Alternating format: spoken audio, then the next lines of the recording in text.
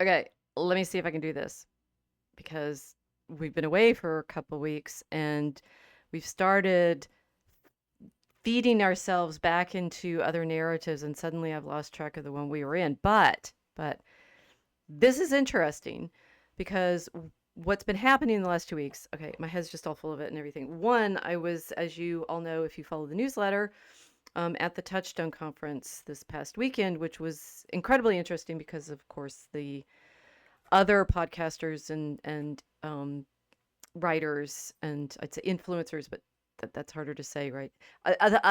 Us other planetary mode speakers, we're talking about what it means to belong in a shared narrative. And I realized that was a theme when we were at BaseCon a few weeks ago too, and it's starting to emerge. I'm good at this, you know.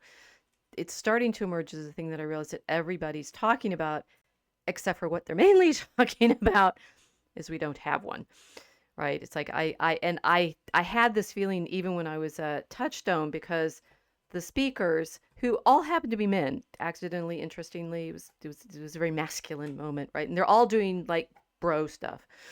Men have real friendships, and they're talking about all their friends, and they're saying, well, you know, I was at this conference and I was at that conference and I saw so and so and so and so was writing me, and there is a kind of shared narrative there, but there's mixtures of narratives. So we have the group that we were with at BasedCon, and we have the group at Touchstone, and then I have my students and my classes on campus, but there are two different classes this quarter. So there's History of European Civilization and there's Studying Medieval History. There's, you know, then all of the other networks that we're in. I'm, you know, back at fencing practice because I need to, like, you know, get my game going good. And I'm in my Dragon Common room. And we did some podcasts last week with both Mark at Navigating Patterns and Dominic on Legend Haven. And suddenly you realize, I'm dropping my notes. I'll lose my place in my own narrative. Suddenly you realize how many different conversations you're in, and only some of them overlap. And this is obviously what happened to us over the last 10, 15 years in social media, which drove everybody crazy.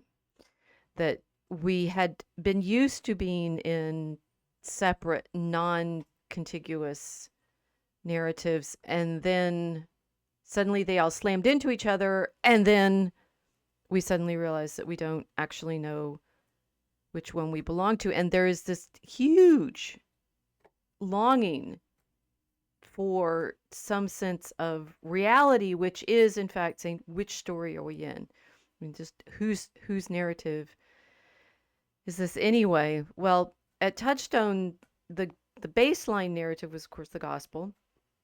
But a number of the speakers, in fact, all of the speakers, I mean, the theme of the conference they set up was great and wonderful days, taking a saying from John Henry Newman that we are in great and wonderful days, even though we're in this period in which the church feels like it's shrinking in terms of membership. But you could say it's shrinking in terms of the people that identify themselves through this particular narrative. That most of the speakers were then given that overarching theme to think about, well, how do we find ourselves in the boat? The image that they had in the advertisements for the conference, the poster and things was, you know, Christ in the boat asleep, and the apostles are terrified because the waves are coming up, and it's like, how do you find yourself in this shared narrative in the boat? And most of the speakers, they included people like Paul Kingsnorth, whom you've all probably heard of, or Jonathan Pajot, who I know many of you have definitely heard of. A lot of people there for Jonathan. Richard Rowland, who does podcasts with Jonathan. Chris Wiley, whose podcast I've been on when he talks with his pugcast about theology. I'm going to Robert Vance, who was great on Milton, right? And if I start naming all of them, they'll be sad if I didn't manage to name them all off the top of my head, because we were all in this shared narrative. Rod Dreher, trying to figure out Matthew Crawford. See, maybe I can get them all in. Hans Boersma, Larry Norman, I think is right. Have I missed somebody out who was in that wonderful conversation, all trying to figure out how do we get people back in the boat? How do we get people to understand that we are actually in this one great story? Casey and I, in our podcast with Dominic, we're talking about how every story is in fact the Christian story, because that's the only true one. It's if you and any true story, I mean, it's like that it's not even that's the only true one. That's the only one there is, because the reality of the creation, the incarnation, our journey in time is, of course, being in the boat with Christ, whether it's in the waves or whether you've fallen out of the boat's still the story. Um, that Casey and I talked about that with Dominic. You see how hard this is, right? If you are in the boat of narrative and you've got all these waves of all these, like, social media, and I follow this podcaster and I follow that podcaster and I only know some of what he's talking about, and I barely look at this conversation, but oh, don't you know that one? And before you know it is kind of where my students are in thinking about, like, they come to history of European civilization, they want me to tell them the story of the history of European civilization. I'm like, I can't, because there are too many versions of which one we're in, right? Okay, back to the Touchstone Conference. That one of the things that, for example, Rod Dreher talked about is wanting to be in the narrative of the place, making sacred places again. And he was thinking specifically, because he lives in Hungary right now, about Europe as a place. Well, I'm trying to talk with my students in history of European civilization about that. And it's like, well, is Europe a place? How do we talk about it as a place? It's multiple places. It's, if you have an Anglophone memory of things, it may come from England, but if you're German or, of German heritage, maybe you do or don't belong to that Anglophone narrative, since the English and the Americans seem to have made enemies of the Germans several times in the last 100 years. What about the Spanish, whom the English made enemies of back in 1588 and have continued to make enemies of? Or what about the French, whom I think they just count as frenemies, because they, the English and the French don't know who they are unless they're fighting each other. So Dreher was wanting to say, well, place, and talking about Chartres, wanting to be in Chartres and wanting to be in that story, which me sitting in the back row with the ladies was hearing, saying, why doesn't he talk about why the cathedral is there at all, which is Our Lady? So the story that you think you're in, depending on which characters you highlight, which context you highlight, which timeline you highlight, oh, no wonder it's like we're here. We are in the Ark. Here's our narrative. We're in the Ark, sailing on the ocean of all of these different waves that are crashing against our boat constantly. Crash, crash, crash, crash, crash. Hoping that we can somehow get everybody back in the boat and see Christ as our captain. And then people despair, right? It's like, how do you ever get people to see this narrative when they haven't grown up with it, when they've lost it, when there's no way of, well, inventing it? Like, can you make people feel that they belong to a narrative if they don't grow up with their parents telling them the stories? This seems to be one of the major themes for us cradle Christians. If I've never even wondered about whether or not this story is true, I mean, I have wondered about it a lot, whether it's true, but if I've never had a time in which I wasn't thinking about this story, how do I even come to it? Is it possible? Can we bring people into this story when they grown up with others, that they come from other parts of the world? They're not from Europe, they're from China, or they're from Africa, or they're from India. These things start pressing on people's imagination greatly. I lost my place. Where was I going? Oh, yes, with the narrative of, oh, right, the irony. In all of these contexts, which I've been talking about, between teaching history of European civilization, studying medieval history, being at Touchstone, and everybody there is Christian and wants everybody else to be Christian. The call is constantly, oh, people don't know enough history anymore. They used to know it. We used to know who we were. We need to go back to Europe. We need to, recover the European tradition. We need to be part of this thing that we've lost. And we're all in this nostalgic crisis of wanting to be in a time when absolutely everybody already knew that they were part of this story. The irony being, of course, that if you're a medievalist and you start back far enough, you remember the time when Europe wasn't part of the story, when it was pagan, when it was not, in fact, not Roman, when, the Germanic peoples didn't even have writing, so we don't know what their stories are, except they only write them down after they become Christian. The irony, and I've become insufferable, I think, to all contexts, because I keep pointing this out and everybody gets mad at me. The narrative that we want everyone to be in for Europeans was never indigenous. This is not the indigenous narrative. This is a narrative that grown-ups were catechized into and made to see themselves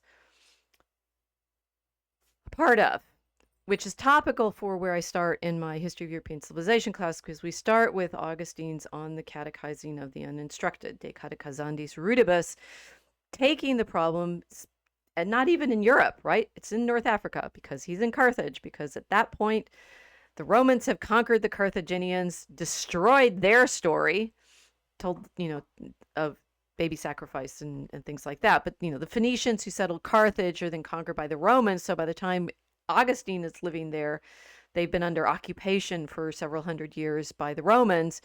And now the emperor has said, no, no, no, you can't have that old Phoenician story, nor can you have that old Roman story. You're going to have this Christian story that you now have to see yourselves in and be a part of. And it was lovely when I realized that this was what I was in fact trying to teach my students in the History of European Civilization, not all of whom grew up with these stories, some of whom would claim to be indigenously part of this story. But guess what? If you don't know it, are you a part of it? Where does it, how do you become part of it? Fundamentally, how do you convert? Then, how many layers down am I in so far? Almost to the point where I bring Casey in. I have to set her up, right? It's like, where are we going this time? One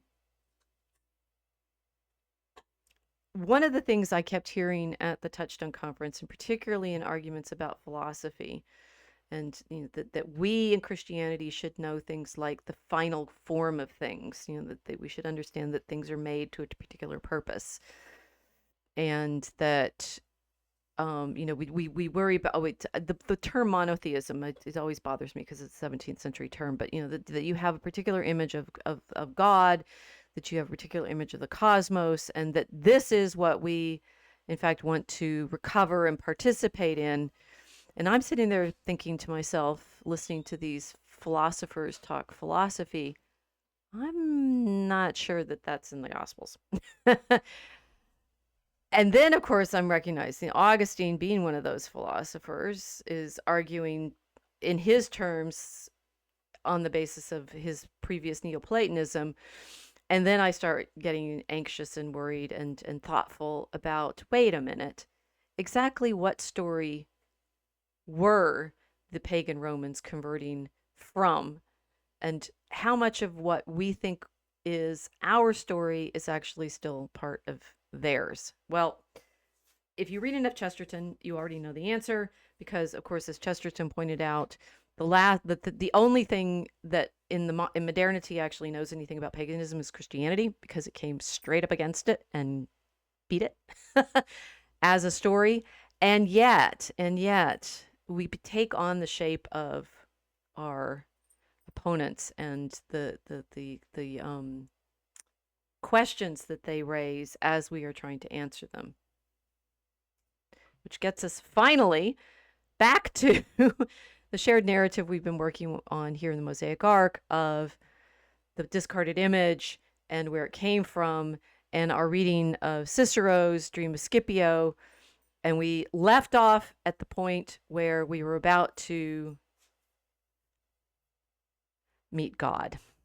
Welcome to the Mosaic Ark.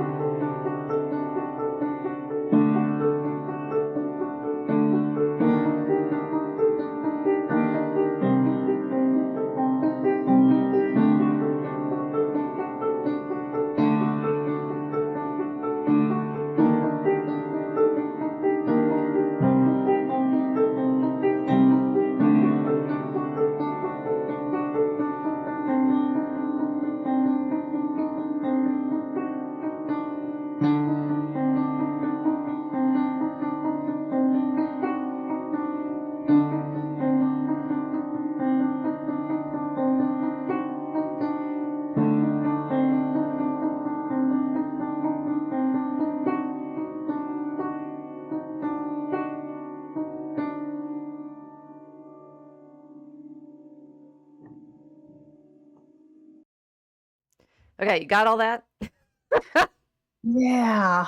Yes, the whirlwind is swirling in my head, and I can't help but wonder if we've since Roman times, since you brought it up, we've done a 180 and we're back where we started, and in which everyone says, "Well, I wanna pick and choose from all of these different, pagan religions." I We seem to be doing that now. There yes, I hadn't thought of that. Well spotted. That we are very much in the situation that Augustine was having to instruct Deo Gratias on the catechizing in, that because one of the things he tells Deo Gratias is you have to know who you're talking to, and they're going to come from all these different.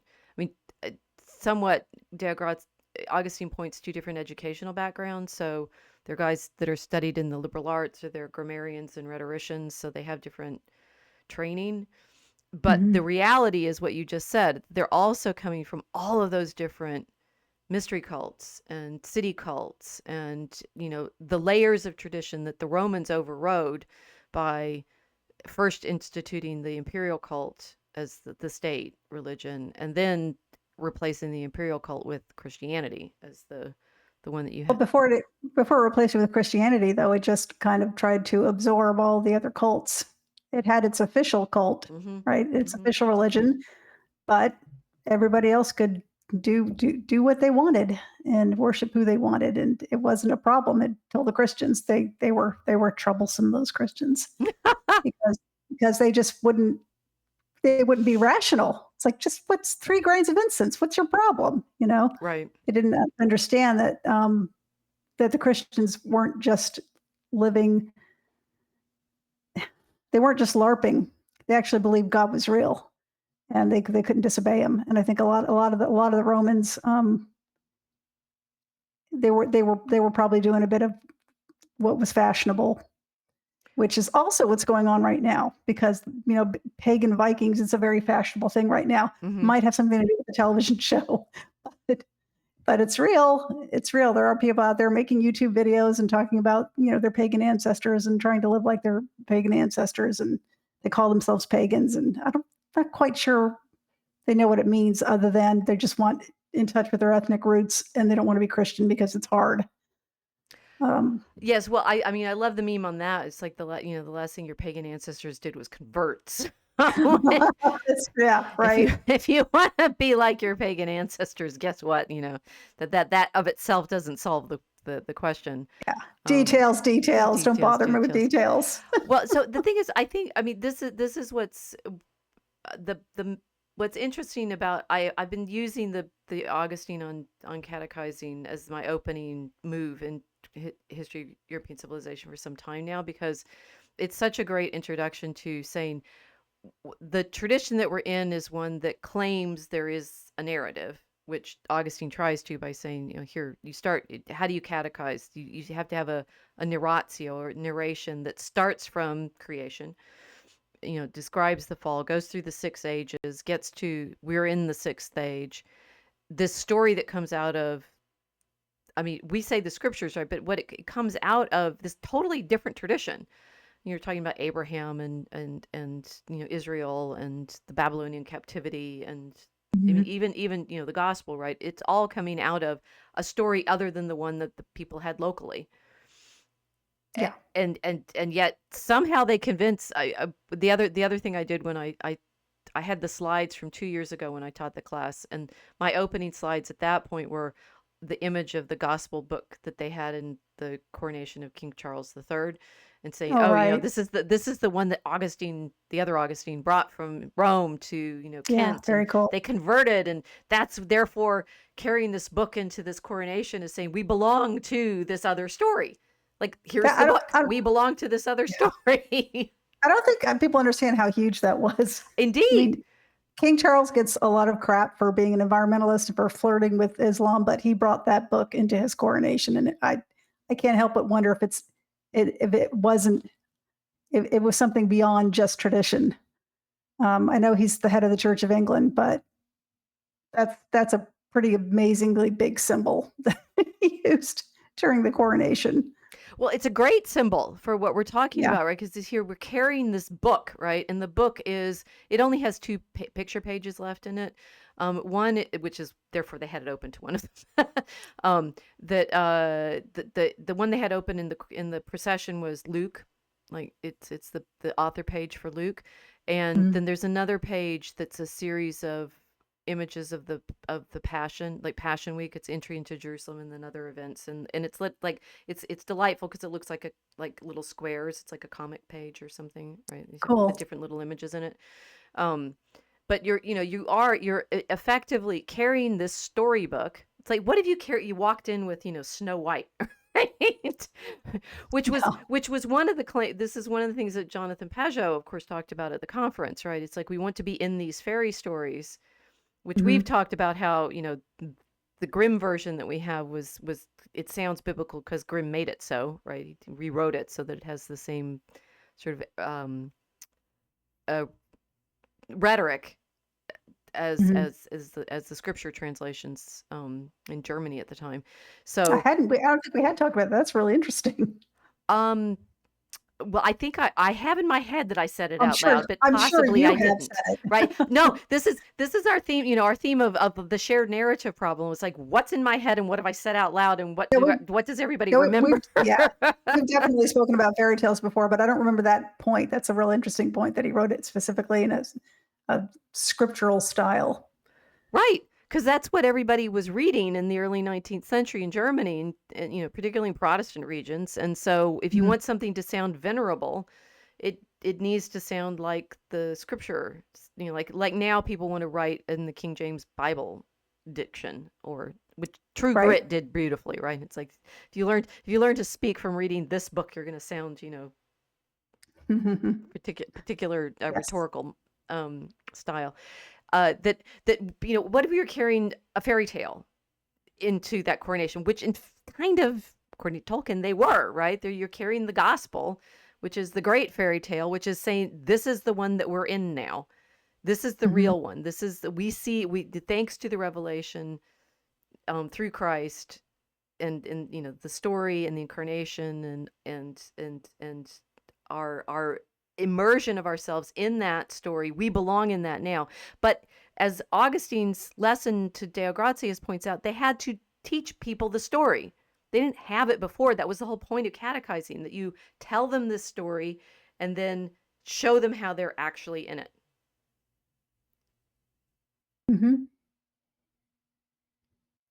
So Right. There is only one story, well, we and believe that, right? It's well, I like, mean, you can even see it too. And comparative religions over the 20th century like to point out the um, the similarities between pagan religions and Christianity, like the flood story, for instance. And I mean, I'm just saying, everybody around the world does have a version of this story. And the question that people were posing, this was probably the historic Jesus movement, was who's got the right one, right? But they were all very similar. So when Augustine was teaching this as a story, it must have been somewhat familiar to him, especially because they were a Phoenician ethnic culture.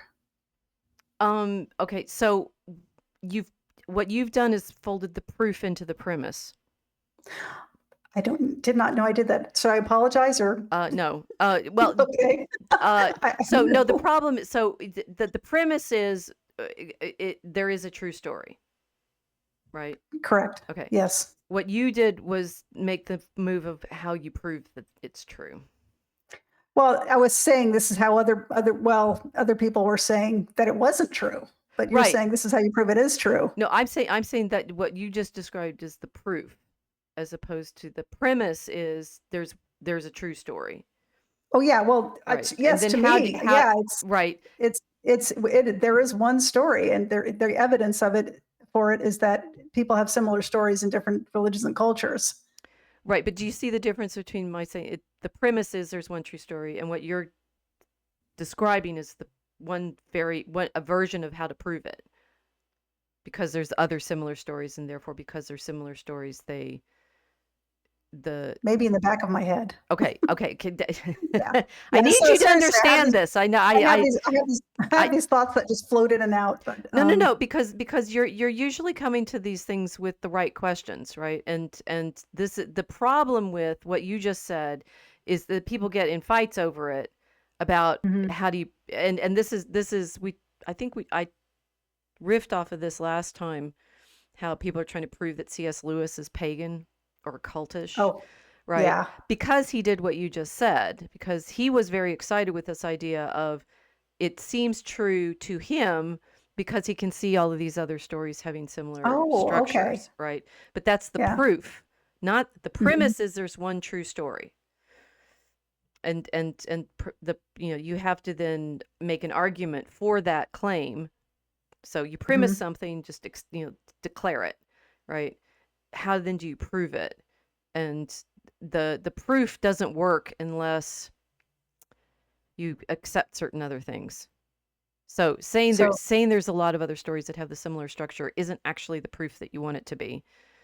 If people are not going to say, like, if you started with the Christ is the true story, and then look, all these other stories reflect it. Oh, great! It's like confirmation bias. oh, okay. Yeah. That's not really what I was going for. No, I I know. was okay. I was just saying that, there really is one story, and people have little snippets of it here and there that are they're incredibly similar, and you can't help but notice it.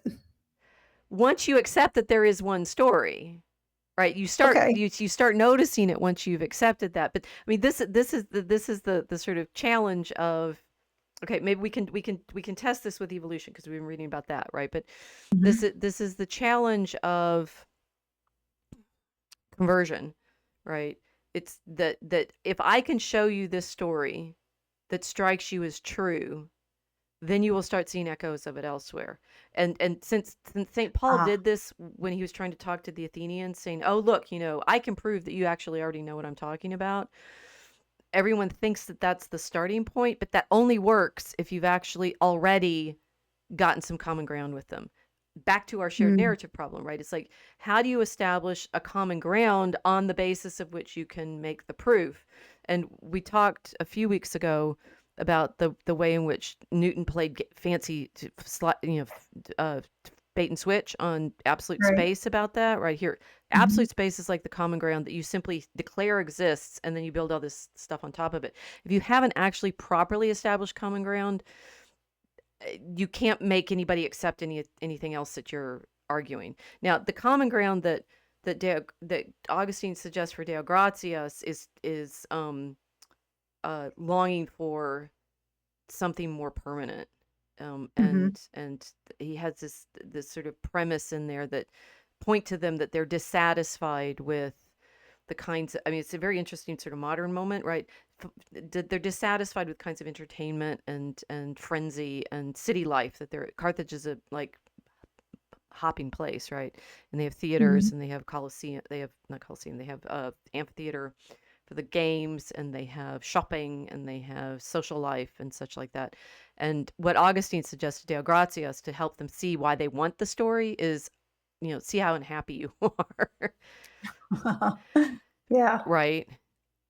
Right. That's the wrong track, and here's the evidence. How do you feel? How do you feel, right? So I mean, the Yeah. the one the one thing that we know Augustine was great at was rhetoric, right? Mhm. And so he's trying to find that starting place to get you to see that you want this thing that I have. So pain, right? He points he finds the pain and then suggests the solution, which is this new narrative that I'm going to give you, which will show you that there's a better story to participate in.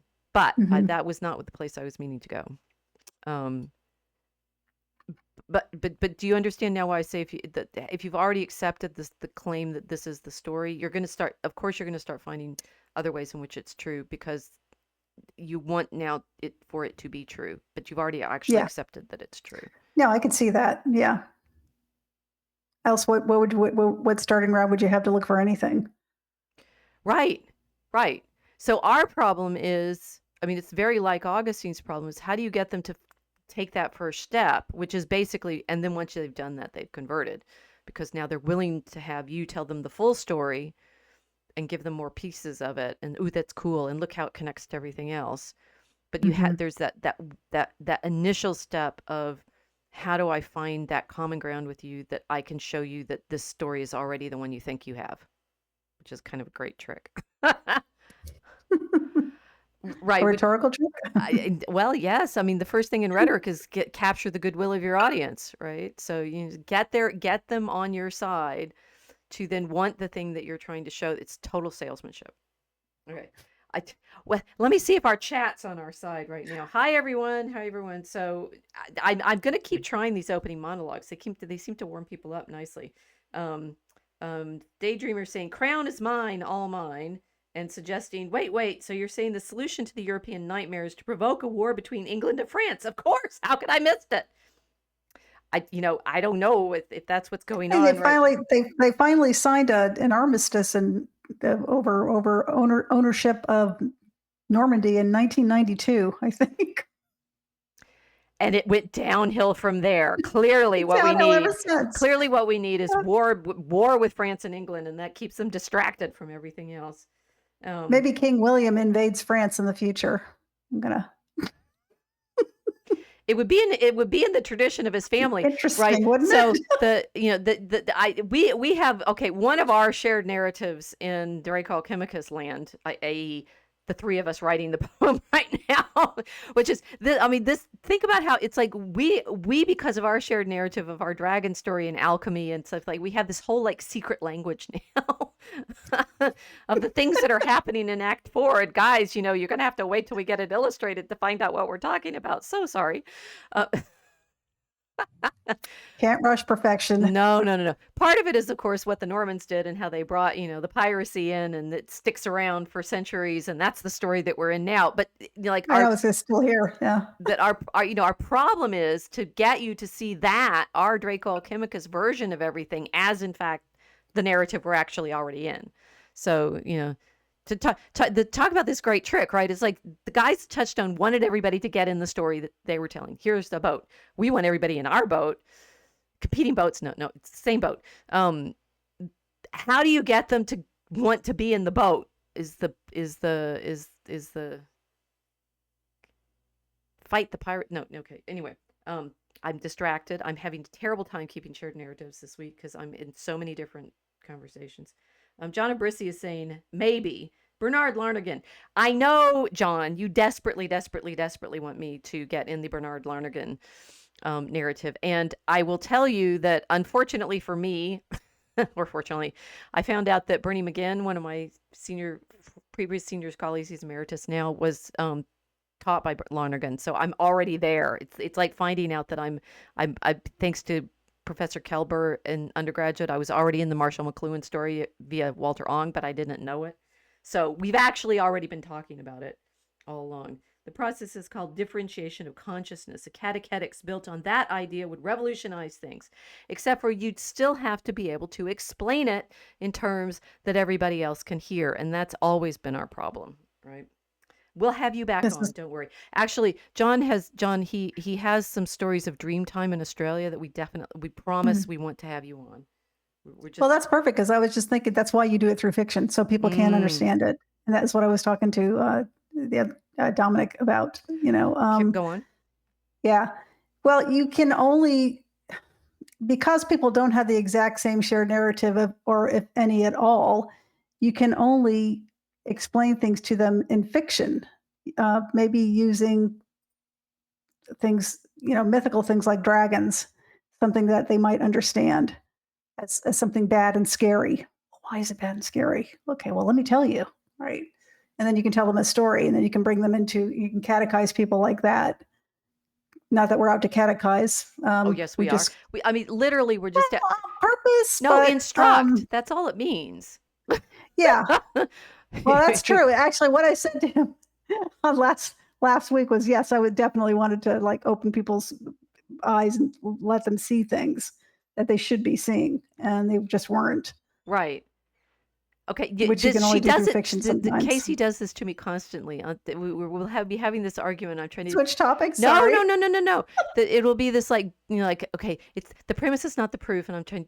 And then Casey just leaps over that into this utterly brilliant insight of that's why we need the fiction. I'm like, oh my gosh, she's right.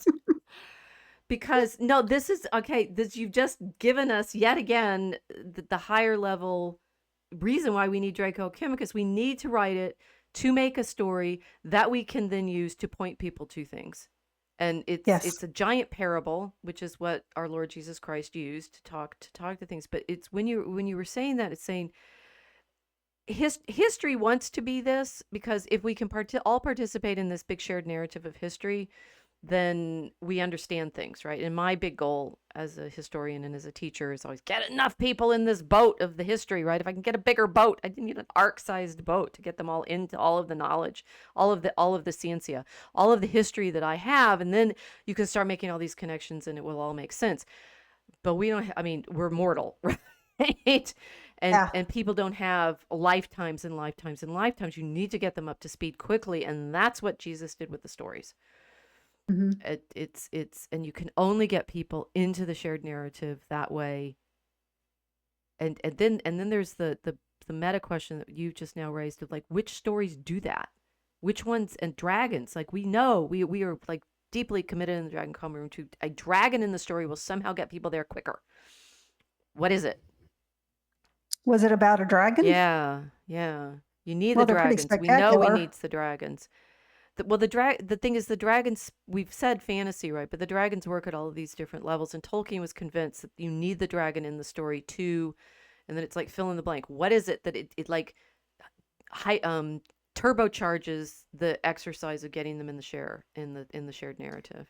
It's like it reminds people of something they didn't even know they'd forgotten, which was this Yeah. kind of primal fear of losing something, not just their life, but, maybe a hoard of gold, right? Something it took away from them a long time ago. It may bring them closer to wanting to fight it, or it may just terrify them and make them run away because they remember that a dragon is the reason they lost their home. And Tolkien did this in The Hobbit by the dragon Smaug, like destroying a village. But it's really about losing Eden. She does this constantly to me when we're writing, right? I was like, that's it. Yes.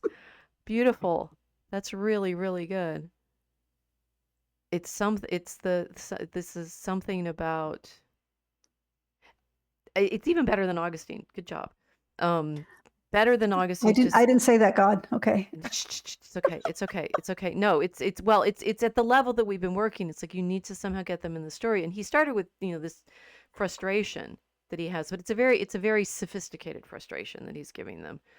This is giving them at the sort of, you know, well, 4 or 5 year old level, right? Of that fear of loss. Mhm. And at that I mean, what we've been talking about with Beowulf, which we should definitely talk about. I'm gonna be talking with my classes about Beowulf, but that what I talked about at BaseCon with the sense of the monsters is your whole home is gone. Yes, that's it right there. And that is probably where I got the idea from listening to your talk there. It was really good. Yeah. But it's that loss that you're describing. It's so powerful, and that what we want Well, back is we want. I mean, we're in this terrifying storm, and you're about to drown, and we want to be saved. yeah, and in Beowulf, perfect example. It's like it wasn't just his home that was destroyed; it was everyone he loved. His whole Right. family was gone, and that's what motivated him to kill the monster.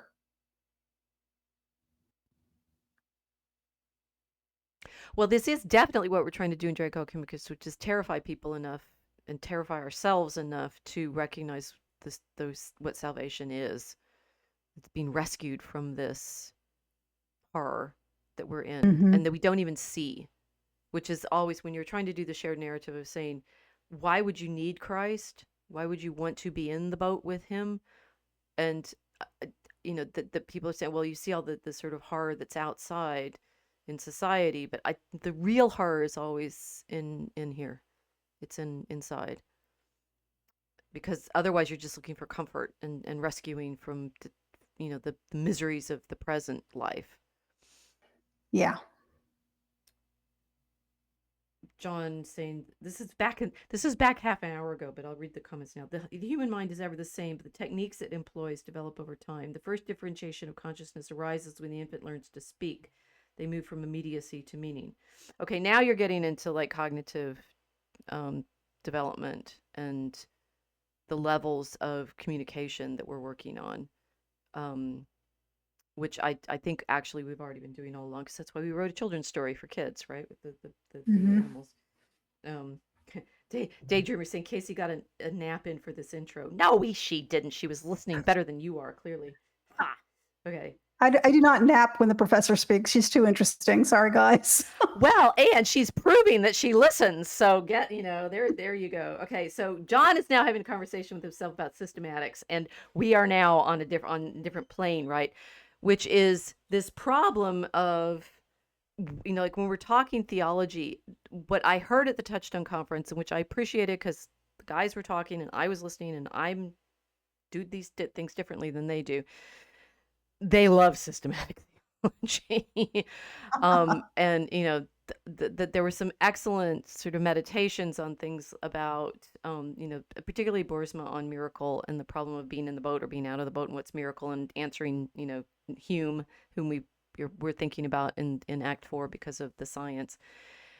And yet we're the baseline problem of instruction is constantly, how do you help this setup, right? This is what Augustine says about the incarnation, that if we have all this understanding that flashes around in our heads. I mean, Augustine has this great image of the ictus intelligentiae, the flash of understanding that when it comes out of your mouth is always like awkward and clunky.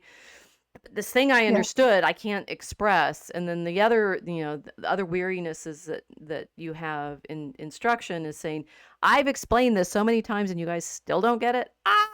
And Augustine says to Deo Gratias, his deacon, well, if you feel that way, think how God feels. If you think you're frustrated at how hard it is to get people to understand what you're talking about, guess what God did, right? He's like trying desperately to talk to us through the prophets, and we're not listening. Okay, I'll come. Yes. Enter into. Empty himself, enter into our story, become part of our story, and you still don't get it. What you're saying is God at some point said, don't make me come down there, and then he did? Sort of. Right? And he comes down, and then like, and this is where John is fair, right? There's so many layers of how many ways can we misunderstand this. It's honestly, I think, why the great theologians eventually sort of like Thomas Aquinas throw up their hands and say, all this effort that I'm going into like unpacking it and describing it precisely is nothing against prayer, or just being in liturgy and adoration at the Mass or something. Mm-hmm. Even Tolkien says it after he writes books and books and books of notes trying to get his story right, that all of it's in the Mass.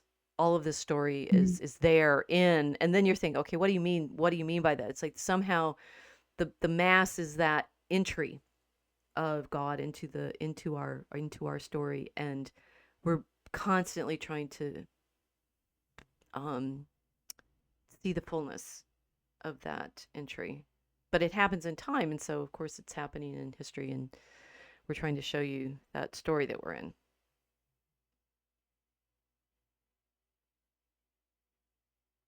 Okay, John saying the other functional specialties, history, science, art, establish the truth of the revealed story. As Newman said, there can be no conflict between science and revealed truth. This is what I was pushing Casey on. I think the truth is something that flashes on you. I don't think the proof is going to work unless this is Augustine said, this is what Anselm said, faith seeking understanding. The faith comes, it flashes on you, and then you get like super interested in understanding all of its complexities. or You're its capable of understanding simplicity, it. and then you become capable of understanding all of its simplicity and complexity, and you just love thinking about it because there's so many layers of it. It's like this great diamond that you love turning over and over and over, or a kaleidoscope, or all the metaphors come in to play. Mhm. But you know that there's a binary, but sort of before and after. I didn't have faith, I do have faith, because as soon as you do, you can't think of how you didn't, because it just seems so true, right? And so I think the truth can't be proved, which is why we're always struggling with it. It's there, and it can be apprehended by our minds, but once you've done that, you are already inside it. Inside what? The truth, which is the story, which you've recognized, right? The conversion, this is the sort of, and Sorry, it was a flash and now it's gone. Sorry. Just this, kidding. good one, good one. You're getting it. Somebody- She's so good. So good. Daydreamer says it's a great intro. Of course it was. I was riffing. This is like intellectual jazz, and or whatever. Anyway, remembering that what we planned to talk about this again was the Dream of Scipio, and I think it's a good test case for this problem that we're saying. How much of this was okay, so how much of it is simply true because it's available to our human understanding? That this is the same kind of argument, the very Augustinian argument that, for example, Bartolome de las Casas made about the degree to which the Native Americans could already have the truth without revelation. And of course, his big argument, his like flashy argument is, they get as far as they can with reason, and with reason you get to human sacrifice. Woohoo! Right? Mhm. Because if you're going to like sacrifice to the gods, and you really believe in, the divine and the creation and everything, and you're going to sacrifice the most precious thing you have, of course you're going to sacrifice people. Yes. Right. Not just people, but children. I very much, Right. yeah, yeah. And Yeah. which the Carthaginians were doing, apparently, Oh, right? But and I just had a thought about that. Now the Carthaginians were um, they were yes, from, sorry, and in that yes, area of the world they did sacrifice. Uh, yeah. So that the Romans knew this, they that they do, and brought that's it why to the North Dream of Africa Scipio with is them actually wouldn't be relevant to all really of this, because surprising. it's this Scipio that's about to destroy Carthage, Right. right? So this I always have unauthorized people. I always have a problem with one that Vox can't say Carthage the way anybody else on the planet says it. Carthage. How does he say it? He says Oh God, Carthage, yeah. which He all does that that as says to a me is, it's like, if you, and he rightly pointed this out, right? If you can't say the word like anybody's ever saying it, it means you only learned it from a book, right? So you've read it in a book and you're saying it. I missaid Bilbo for ages because I said it out loud to myself as Biblo or something. I don't know what I was oh thinking. And so getting the Hobbit's name right, it's Bilbo. That if you're saying it because you're saying it wrong, that's actually not embarrassing, because what it means is you read, right? You learned it from reading, which, okay, mm, that's fine. But that the Romans are not, famously ethical necessarily. no, but I don't think they had human sacrifice, and neither did the Greeks. And I mean Would you purposeful human would you like to sacrifice, not revisit that executions.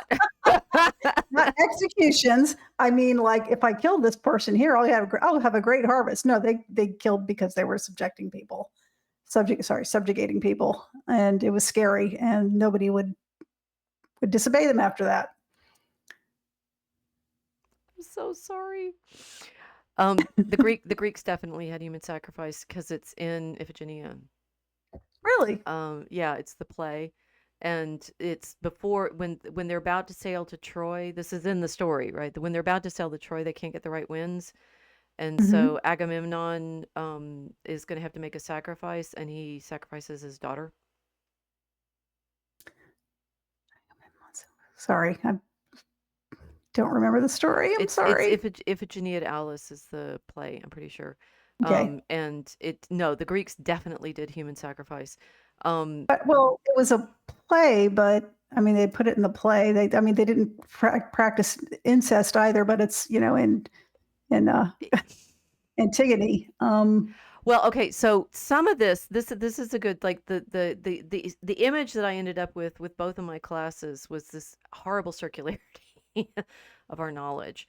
Um, if we think if we've liked the culture, we're gonna say that it did the things the way we would do it, and then we ignore the evidence that's out there that proves that they did the things that we think are abominable.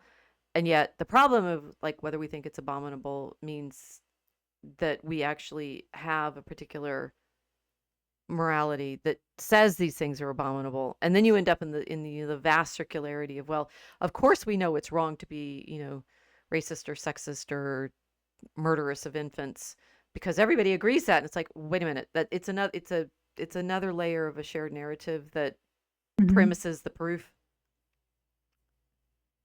So Okay. if we think the Greeks are good guys, we're going to tell ourselves stories that they didn't Oh, do they it. weren't all good. They Yeah. weren't all good. I'm just thinking, I don't think there was any archaeological evidence that they had done that, but I think there was in what was Phoenicia. It depends on whether you think Crete's part of Greece, because I do. the Minotaur and the labyrinth, the reason that Theseus is there to go kill the Minotaur is because he's sent as one of the sacrifices. Hmm. Oh, that kind of reminds me of Western European fairy stories where they sacrifice a virgin to a dragon. Well, that's Andromeda, right? Perseus has to rescue her because Right. she's being sacrificed to the dragon, Hmm. to the sea monster, to save them. So I mean, so this, I mean, Rene Girard would say there's sacrifice at the background of all of these stories, and the only one that isn't, the only one that breaks the cycle is Christ. Hmm. So that, for example, the Roman founding story has the murder of Romulus at the root of it. Hmm. Um, the amphitheater games are sacrifices. They were killings. They were sport killings, but I'm not sure. Were there religious ceremonies involved in it, and in the actual killing? It is a religious ceremony. That's the thing. They're like religious offerings. So there is Oh, I didn't know that. well, see how this, I mean, this is what's fascinating about how That is fascinating. right, okay, blame Gibbon, I think, to a certain extent. When we were reading Gibbon in my study of medieval history, and the chapter we read was where he's imagining Rome, which I think I got a little flustered on when I was Mm. trying to explain it all to them, because, like, I was there and I want to tell you all about it. My tourist, this summer, that he does, or you can see it online constantly. It's like, well, we need to get back to the real, true classical, just and true tradition. And it's like, you've just imagined through a Christian lens how dignified and noble these savages, these pagans were, but it's the Christianized version of how great the Romans were. It's not what they were actually doing, which was, those games were offerings to the gods. Like, they're one big giant human sacrifice, the Mhm. gladiatorial games. They're not I mean, they become spectacle, and Augustine talks about them as spectacle, ironically, after they're Christianized, in the sense that, well, anyway, they're not Mhm. that they were sacrifices. And it's interesting. It's like, does it count as sacrifice if it's not a virgin on the altar with the guy in the hood with the knife over her, right? It's like a Hammer film. Right. Which Image. human sacrifices are real human sacrifices, as opposed to, we're going to have, our captives, killed by wild beasts in, Thanksgiving for our victory. That's a human Yeah. sacrifice. Yeah, that would be a human sacrifice. That's what the Romans were That doing. would be like a libation. No, I have not studied ancient Rome enough to be able to say that, so I will take your word for it. I've just never read that before, that they actually consecrated the killings themselves. But yeah, that's kind of pedantic, though, if when you look at it say, well, we're just consecrating the games, but the games involve, every time. So yeah, it's a libation of blood. I've seen a movie recently where they did do this quite accurately, and now I can't remember which one it was. Maybe the one with Nero, with Ustinov as Nero. Um, Hmm. and but Of the anyway, robe, the was scene. it maybe? Or What? Peter Ustinov, was he in the robe? I think very Oh, old maybe I movie wrote it about was The Rome. Robe, but I'm now not remember which movie it is. But at the games they do a prayer and they offer the games to, and that's a Oh, totally okay. accurate, right? That they offer the Yeah. games to the gods and they're like triumphant offerings of their Mhm. victory. So no, the Romans. I mean, this is what's funny is the Romans were actually incredibly religious. Yes, that I did know. Right. Yeah. And they're very, very serious about their pagan worship. And they're very serious about their service to the gods and particularly this kind of Excuse me. sacrifice.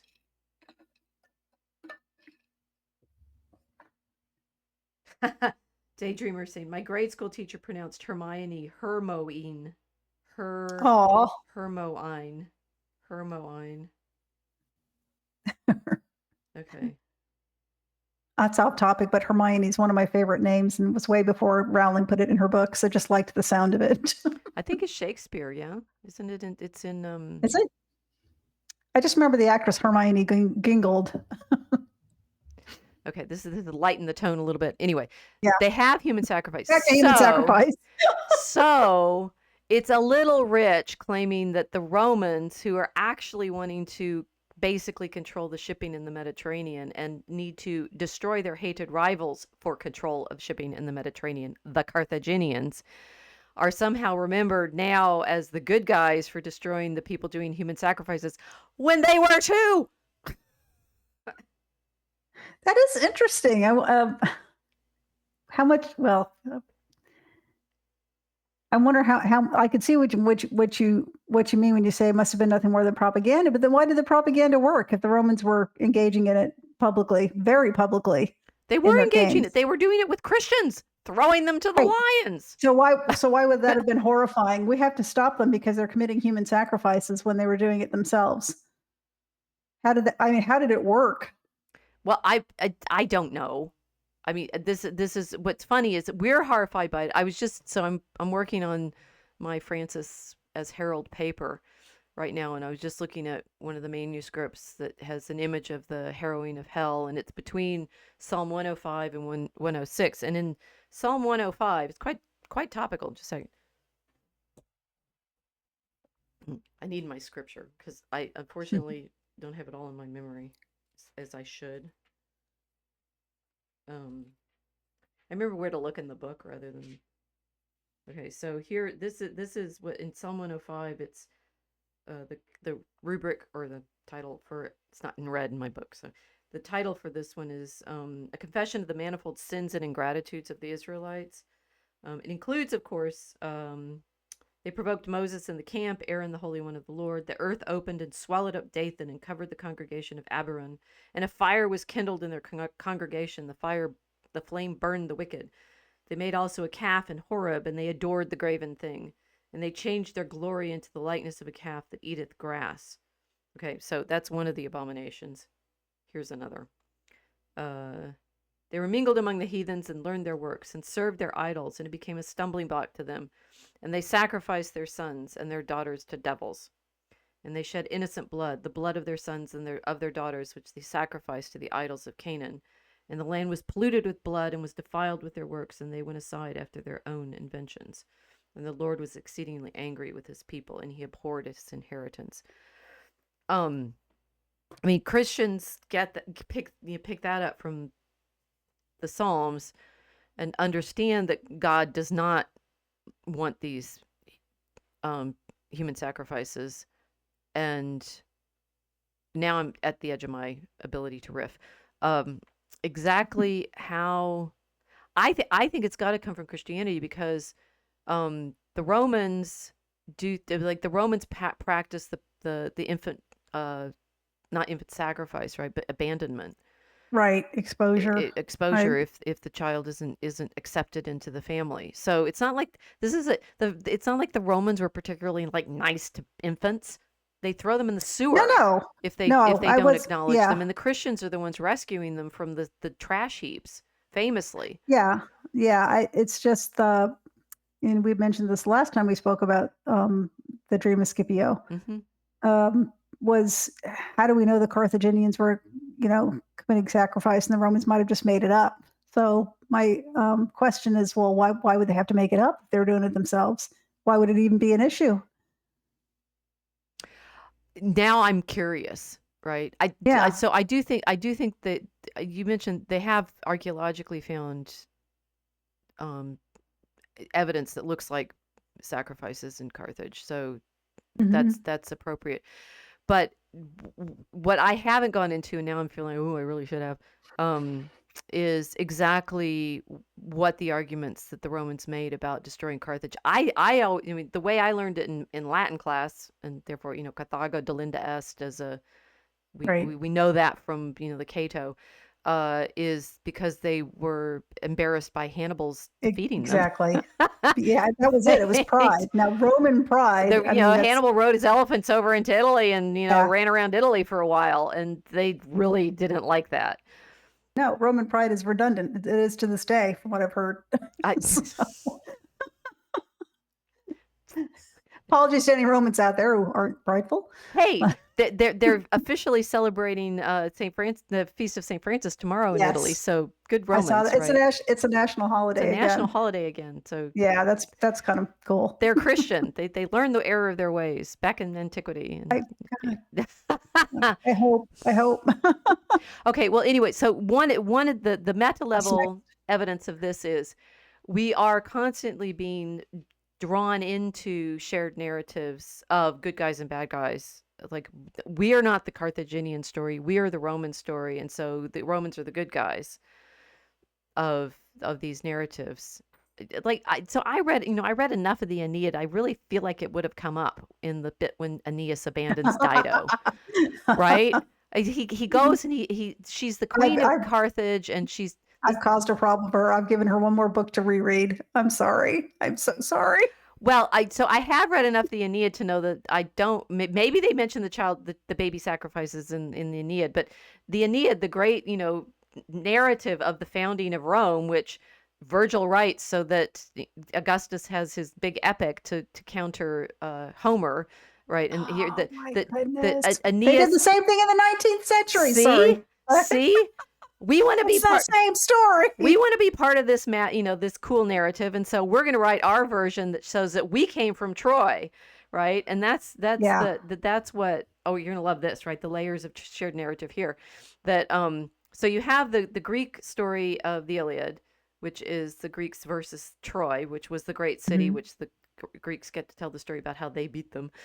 And then everybody for the rest of history wants to be Trojan, basically. Yeah. And the story of the Aeneid is Virgil's version of how the Romans are actually Trojan, right? Because Mhm. Aeneas flees with the gods carrying his father on his back. They carry the little statues of their family with Anchises, right? So he takes the gods and his father and he carries them to Rome by way of Carthage, where he has a mad passionate in the cave with Dido and then leaves her because he has a destiny to go found Rome, and then she kills herself. That's dark.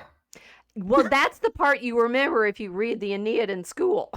I did read the Aeneid and I don't remember that part. It's Oh, been maybe too they didn't long. assign that Sorry. bit to you where she's weeping and then No, I read kills the whole herself. book. Okay, so she stabs Yeah. herself. It's a pre Silly Romeo and woman. Juliet sort of thing, right? No man is worth it. Come on, Dido. Well, Dido kills herself. He doesn't say, "I can't stay with you. Your people are horrible." So, and this is only, I mean, Virgil's only writing this like a generation or so after Cato, Hmm. maybe maybe 2 generations. Anyway, and then this story gets so cool that in the 12th century in England, when the Normans need to prove that they're the cool guys, and the British need to, okay, the Normans have invaded England with their own story, And Geoffrey of Monmouth has to write how the cool British story is even better. So he makes the British come from Troy too, right? Yeah. Brutus, just like Aeneas, runs away from Troy and makes it to Albion. And, then we have the kings of the British for, millennium or so. Ending with, of course, Arthur, who then conquers everything, including maybe North America too. So, we're Arthurians as well. Wait a minute. He was literally.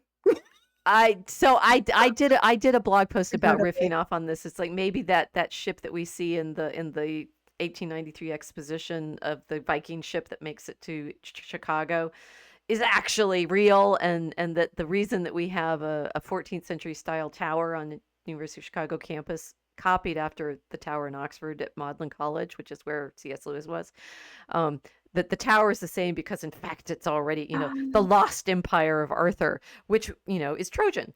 So there you go. Maybe It's all the same story, but it should have, it in that sense, we're all Carthaginian.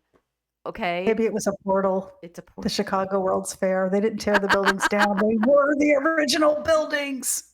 But you see, okay, so this is a great demonstration how intriguing and desirable it is to be in that same story, right? It's like what you said at the outset, and I pushed back on it. It's like all the stories are the same. This is a different version of. This is not that same thing. This is, in fact, we all desperately want there to be all of this same story. And so we're going to link ourselves to it no matter what. Only the cool ones, right? Well, it's interesting which ones people think are the cool ones. Well, the winners. Nobody wants to be the loser. There is no, okay, let me put it to you this way. There is no big epic miniseries called Carthage. Yet. Nobody wants to see that ending. Everybody already knows it. It's spoiled. Tragic. It's the tragedy of Carthage. Apparently, they all want to be Vikings, and the Vikings were conquered by Christ. So get over it. No, it's interesting because the way people tell it as we won, but we didn't necessarily. The Confederacy seems to never give up, right? No, there's too many Northerners in the South now, so it's damn Yankees. I do not. The truth about history is not that the winners write it. The truth about it is that the writers write it, and if you can write a better story, your side wins, even if in reality you lost. Everybody writes, but the winners are actually the publishers. Right. Yes, the winners are the ones that make it public, right? That make it. Yeah. The winners are the ones that convince everybody else that it's their story. So these are story wars for sure, but it's not the winners write history. It's the history that people accept is what went. No, see, it's tautological. Probably it's circular. I've got the circle online right on the screen. Yes. Right now. The theme tonight is circular. The circularity of things. Well, what okay. goes around comes around. Well, the problem is we're losing listeners. We need to get to the substance. Okay. In the dream, Scipio is being addressed by his adoptive grandfather, and he's about to go conquer Carthage and destroy it. And his grandfather is telling him about his life, and it's coming after destroying Carthage. You'll have this career, and but at this point where I'm telling you this story in the dream, I see the course of your life wavering between two destinies, as it were, and you need to pay attention. Is the point of the dream. So here the rest of the dream, right? I actually want to read through the next 3 chapters of this. It's like 3 pages. Chapter 3, 4, and 5. Okay. Mm-hmm. We're talking about 3, 4, and 5. Noticing both noticing the theology in the claims, and the sort of the theology and the cosmology. I think primarily. And opening with my original problem saying Christians now keep thinking that they can make certain kinds of proofs because of certain philosophical arguments.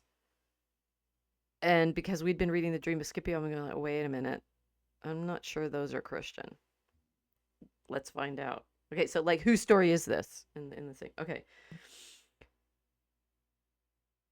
So I'm not going to read the whole thing. I'm going to read a little bit and we're going to talk about it and we'll keep going like that.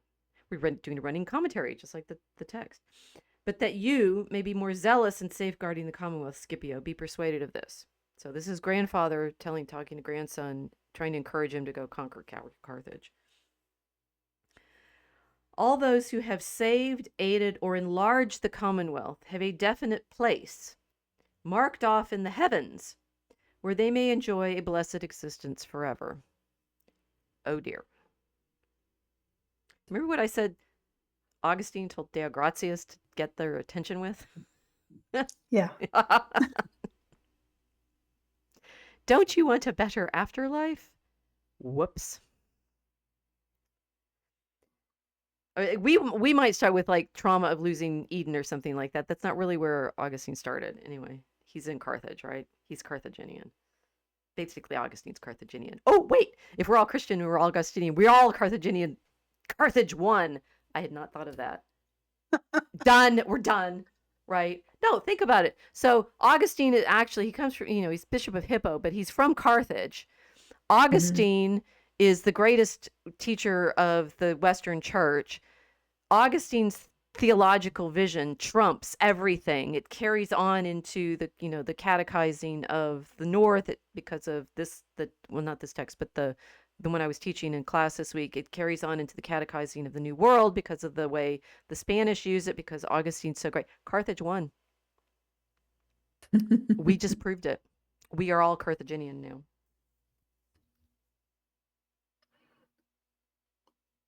Are their minds boggling yet? Mind's boggled. John Abrisi better be listening. I just proved we're all Carthaginian. Take that, Rome. Carthago delinda est. Guess what? Okay. So the first claim is all those who have saved or aided or enlarged the Commonwealth have a place marked off in the heavens where they may enjoy a blessed existence forever. There's an afterlife and it's blessed, and you get to go there if you've done good stuff. Nothing that occurs on earth, indeed, is more gratifying to that supreme God. Oh gosh. Who rules the whole universe. Claim. I mean, you can say, why were the Romans willing to convert? Guess what? They already believed in God. And this is the game that Paul was playing with the Athenians about the unknown God, right? Remember that they're all going to be reading Macrobius's commentary on Scipio, and we know Macrobius is pagan, probably, but that this becomes the handbook throughout the Middle Ages for their cosmology, as in the pictures that I'm showing right now. So there's already philosophically, because Cicero's a philosopher, right? There's already philosophically the idea of the supreme God ruling the whole universe.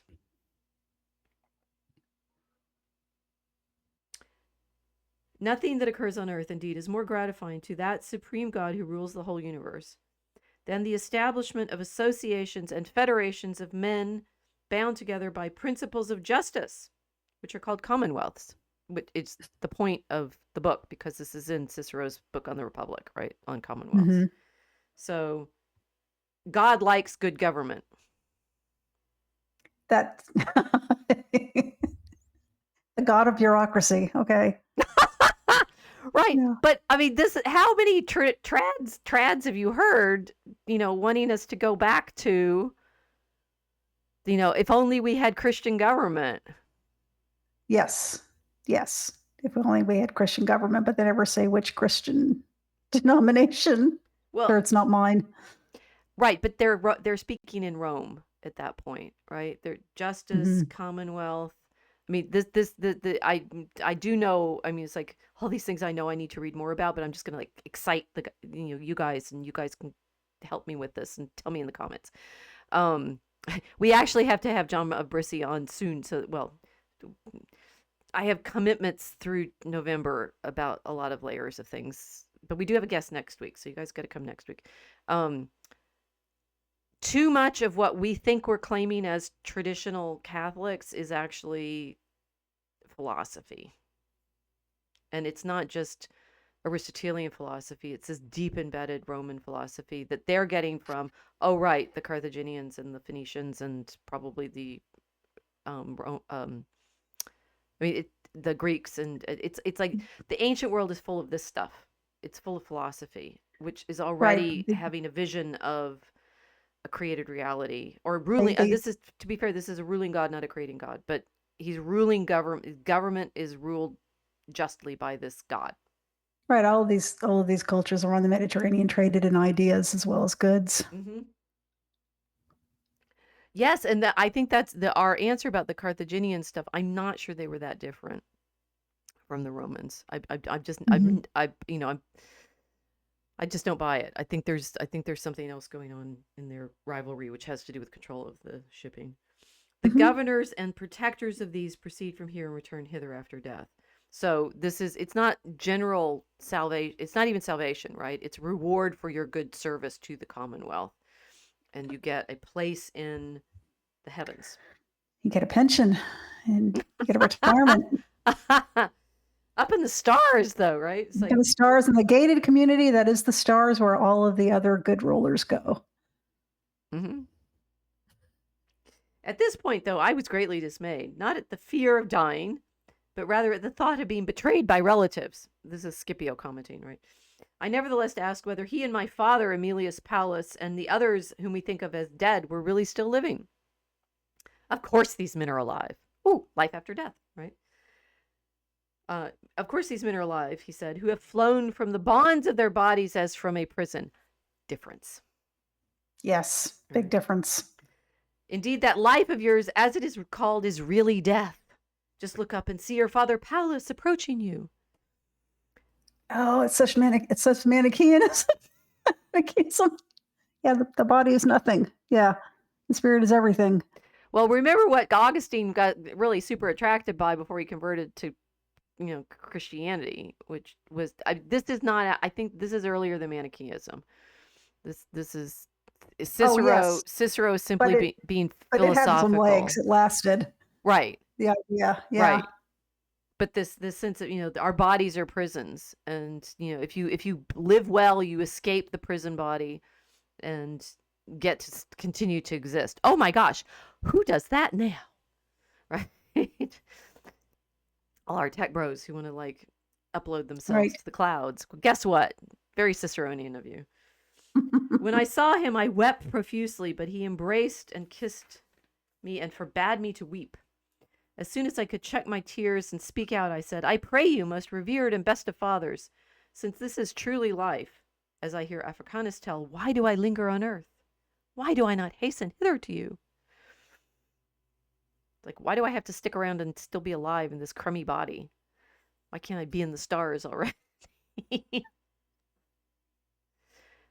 You are mistaken, he replied, for until that God who rules all the region of the sky at which you are now looking has freed you from the fetters of your body, you cannot gain admission here. Technically, therefore, don't kill yourself. Right. Right. Men were created with the understanding that they were to look after that sphere called Earth, which you see in the middle of the temple.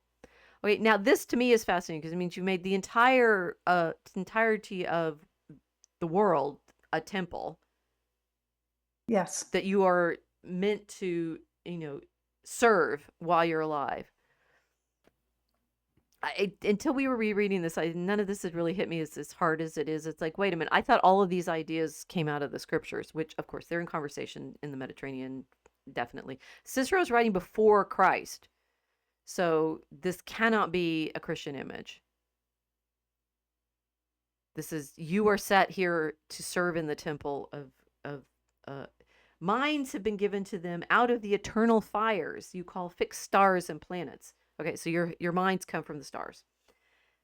These spherical solids, which quickened with divine minds, journey through their circuits and orbits with amazing speed. Now, all of this because of Macrobius's commentary, because it's going to be out there in throughout the Middle Ages as it's behind what Dante does, definitely, right? Putting all his souls in the spheres, and you Hmm. ascend up through the spheres in contemplation to get to the God, to the divinity. Hmm. I'm really bothered by this. Why are you bothered by it? Okay, why aren't you bothered by it? I'm not bothered by it Okay. because um, God made everybody. Some of us were lucky enough to be born Christians, others weren't. And throughout time, everybody had an understanding, whether or not they could articulate this, that God exists and that He made everything. Occasionally, they're going to get some things right. Yeah, so this is where this is good. This is where we started with the, like, why is the story true? Why do we know the story is true? And that was the same, you made the same argument then, right? It's like, because it's Mhm. out there. It's going to be out there, and therefore we're going to come up with pieces of it. Yes, Yes. like the God without a name. They Right. understood God existed. They didn't know who He was, which is the most honest part of their religion.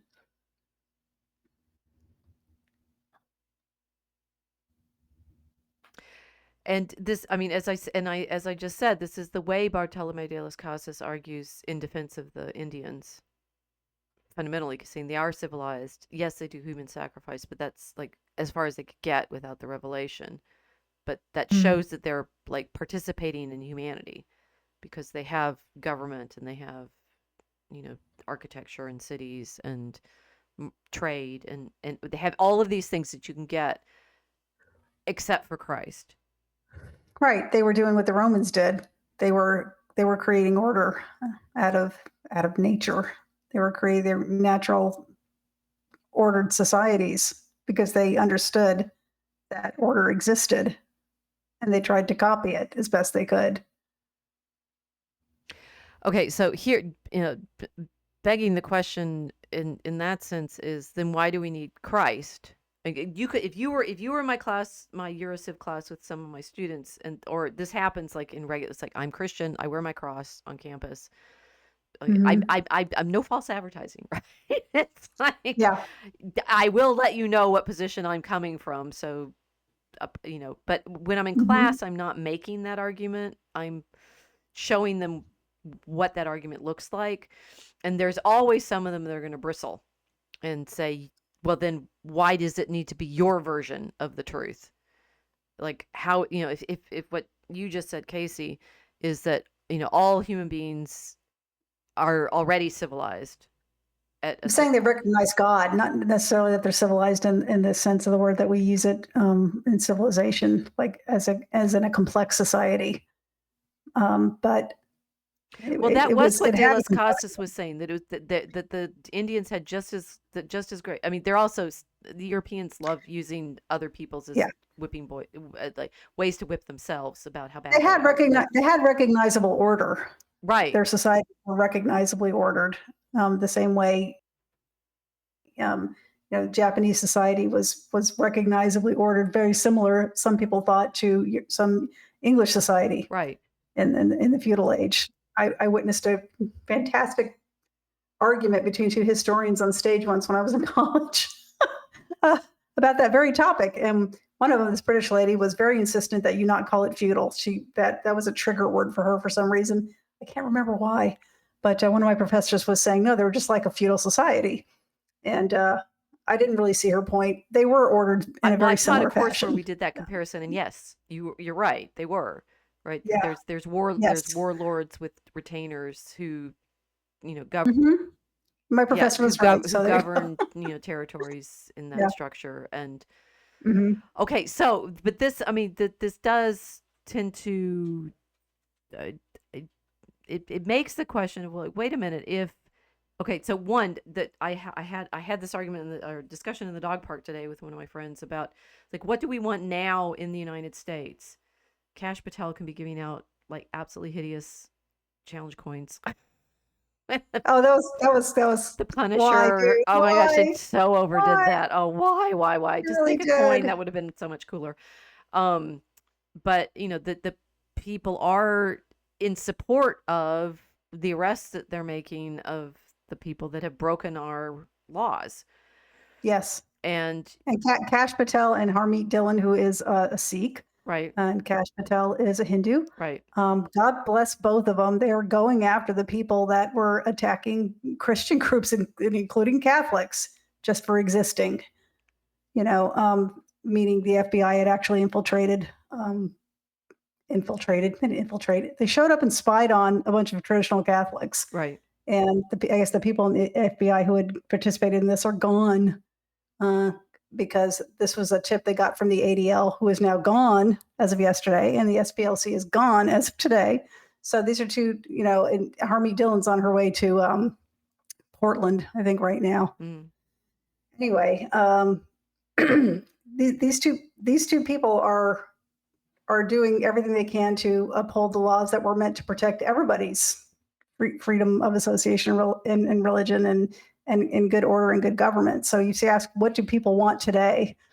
Uh, well, you'd well, say they, law and they want order. They order. want order, They want and order. the law is designed to support that order, that social order, which Hmm. appropriate, you could say appropriately in the Roman legal tradition, which the United States, our legal tradition is, it's curious like how many layers you have to go through to get back to the Roman tradition for our legal system.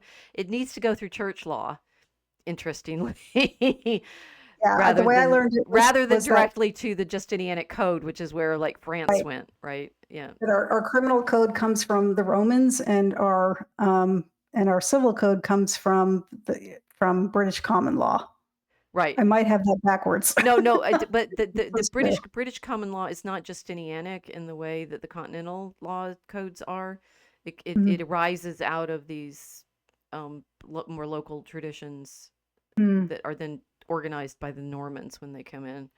That's a whole there's a whole historiography on that that's very interesting, of like the degree to which the Normans do or don't carry on over with the Anglo-Saxon institutions. Um, but the general claim, so this is okay, so you realize this is massively complicating the question of whether there's such a thing, not just as Christian nationalism, but what would it be to have a Christian America if what you're mainly wanting is government according to these classical Right. Roman, not even Christian uh I think you were I ideals. think you were I think you were edging towards saying, what would you say to if somebody says, why does it have to be Christian? Yep. And I said, because it's real. And when you look at if you compare what people believe around the world and how similar they are, what you notice is that they are actually recognizing reality. They're recognizing little pieces of reality. And the difference between Christianity and the other religions, I'm sure somebody will pop in and correct me, because I am not an expert in comparative religion, but that Judaism and Christianity, which came because God ordained through Judaism, was a revealed religion. It wasn't something somebody made up. Their story is that God revealed himself to them. And that's how we know he is who he is. Right, but that means that yes, I mean the thing is that that's exactly the way we talk about it, saying it's been revealed to us, and but the problem is you can't say and therefore we know it's true, because that's No, I can't say, and therefore I know it's true. I can say, it's begging the right, question of the revelation. How do you know a revelation is true? right, and just trying. And there's so many things I am not an expert at. Rhetoric and logic are things I am also not good at. But if I were Nobody's just an having ex. This is just Socratic method of right, realizing nobody's an expert in any of see, everything. I'm not an expert at Socratic method either. Oh Anyway, well, Platonism. I would say I can't prove it because I have faith. Well, that sounds like a cop out. I know it sounds like a cop out. But I can't explain it any other way. I notice things people don't notice. I notice that other people are noticing things that I do, and they don't realize it. And I think using reason that I know what that is. The rest of it is a gift. and Right, and that's it. that fits with what I said earlier about it's like if you want to be in this shared narrative of being in the boat of Christ. Once you're in it, everything makes sense. But before you get in it, it's hard to convince people to want to get in because we keep Yes. making these arguments saying, "Oh, well, it gives you this." Okay, so but I'm not even on I'm the second page of this, right? According to Yeah. Cicero, pagan Cicero, talking to Scipio about, or fantasy version of what Scipio was shown by his grandfather. Hmm. There's already an afterlife for good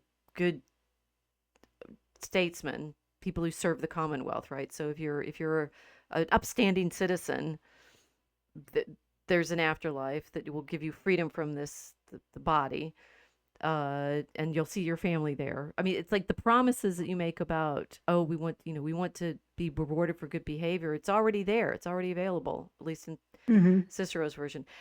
I do know a little bit more about this in terms of the Romans. They do honor their ancestors, so this is kind of Yes. ancestor worship. Um, on the tombs of the pagan Romans, they'll talk about the dead as divine, right? Hmm. The divine manes, which are like spirits, and it's interestingly sort of polythetic to figure out exactly what this divinity is in relationship to the supreme ruling God divinity. Right. I was just going to ask Yeah. that. What is the difference between them calling them divine and the capital THE divine? Except for Cicero, they didn't go in for theology a lot. So you end up with arguing with the Greeks. and that's what's interesting about trying to understand the Roman religion, that they didn't describe it in the terms that then Christians get used to the philosophical arguments around the Trinity. Mm. So a lot our language in Christianity for worrying about these questions comes from the Greek philosophers. The Romans Mm. didn't. I was on my very first dissertation committee I was ever on when I was a beginner professor. The um, topic was this problem, right? What is this divinity that the Romans think about? And there aren't texts for it to explain it in Interesting. the way that Hmm. the Christians come up with. The Christians end up, loving to argue theology, but I think it's mainly because they're philosophical. It's philosophy that Hmm. they're arguing, not this problem of divinity, because the problem of divinity isn't answerable in those terms. Right. Right. You need poetry. Oh, yes, very good. And story, and we clearly, I mean, we need story to get people. But Yes. the why does it need to be Christian? If well, also why does it need? Okay, so we've got government already. We've got life after death and divinity, and you get your place up there in the Milky Way, according to Cicero, and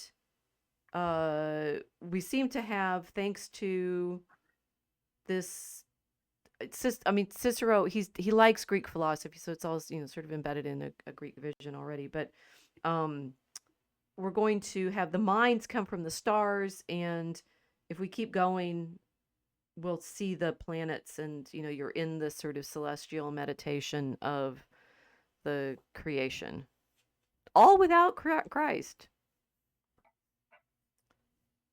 I mean, what? Okay, it bothers me because I'm realizing a lot of things that I would think to claim are Christian weren't. Their philosophy. Oh, yeah. Yeah, they're from the ancient philosophers. I mean, I knew this already before about a lot of the monastic practices, the asceticism, and the sort of monastic rules of life and sayings collections like the Desert Fathers. That's all Hmm. straight out of um, the philosophical traditions. Not necessarily the sayings themselves, but the sort of holy man who lives ascetically, and you collect his sayings and they give you a pattern of life. That's all the philosophers.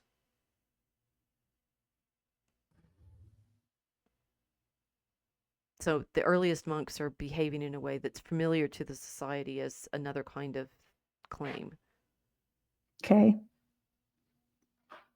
Eh. You're less Where did your bothered than I anxiety am. come This is from? interesting, right? I'm like, but Well, I was just thinking, well, yeah, Christ came and spoke in parables. His public ministry was exactly 3 years, and the Romans killed him at the instigation of the Pharisees. And he didn't need to bring philosophy. Philosophy already existed. He didn't need to talk in those terms. He could because he's God, but he didn't need to do that. He needed to bring something else, which was, I think he needed to bring hope. Jerusalem was about to be destroyed in 60 years. Or is it 60 years? 30 years. 30 years. 30. Yeah. He dies in 33. Yeah, right. So The 27 temple, years. 7 and 70. So 70. 37. Right. I was thinking 60. Yeah. Right. No, we can't do math. What are we talking about? Well, you already knew I couldn't do math and for philosophy or, just kidding. Love. This is, Yeah, that's what they needed. Chesterton said. That's what they needed.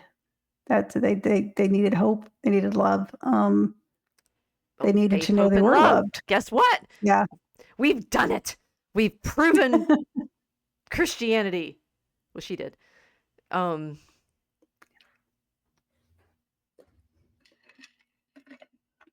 That's, I mean, have you read Chesterton's Orthodoxy? Or no, this isn't Heretics. Did. Heretics. It's in Heretics. No, I didn't read Heretics. I read Orthodoxy years ago. That's exactly where he got to, because he says, in fact, if you were a philosopher, like particularly the Stoics, what the pagans were was very cold and hopeless, right? It's like, well, I mean, it's interesting with Cicero. He's like, is this hope or not, right? Because you get to go be in the stars. So that's one thing. But Chesterton's version of it was very much like what you just said, that Christianity brings something else that's not available to them in their bleakness. And that fits nicely with what we would say now, what people have now. It's like, what do you want?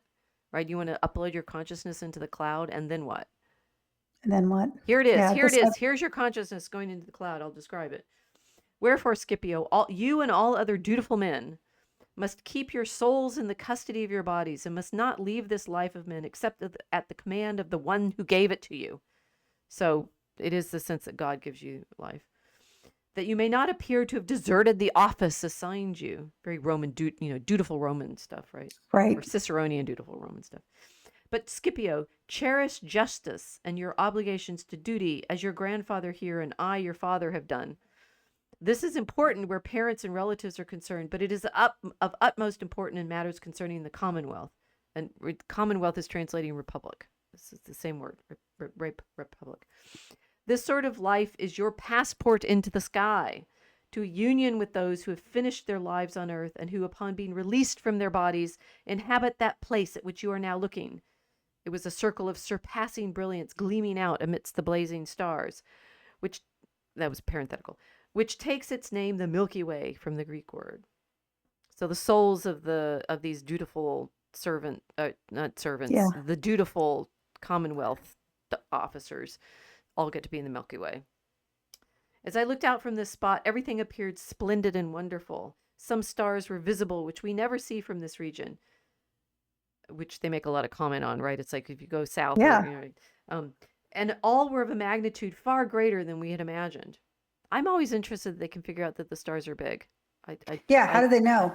Yeah, and it gets even more interesting as you read on, because then I'm remembering the last time I read this a couple of weeks ago. Yeah. Of these, the smallest was the one furthest from the sky and nearest the earth, which shone forth with borrowed light. And indeed, the starry spheres easily surpass the earth in size. So they know it's bigger. From here, how do they know? I don't understand this. I've been reading about all this as cosmology. It's really interesting, and isn't testing. it? Yeah, it's like they understand things like eclipses with the moon and the sun. They understand that how planets move differently than the stars move. So they made the distinction between the two. But they also understand that the planets and stars are big. They don't think of them as points. From here, the earth appeared so small that I was ashamed of our empire, which is, so to speak, but a point on its surface, right? So humility of Rome, right? It's like, you may rule the world, but it's like a little speck. Yeah. So a good deal, this modern paganism as much as anything, feels like this sort of Ciceronian philosophy, right? We want, government and well, no, the witchcraft level or the human sacrifice level of stuff is a little different, but the kind of uh, chiseled white governmental paganism. Yes, civic nationalism, right? Right. Yes. Yeah, it's that the state is everything, which sounds communist, but the Romans were very much into commerce, not communism.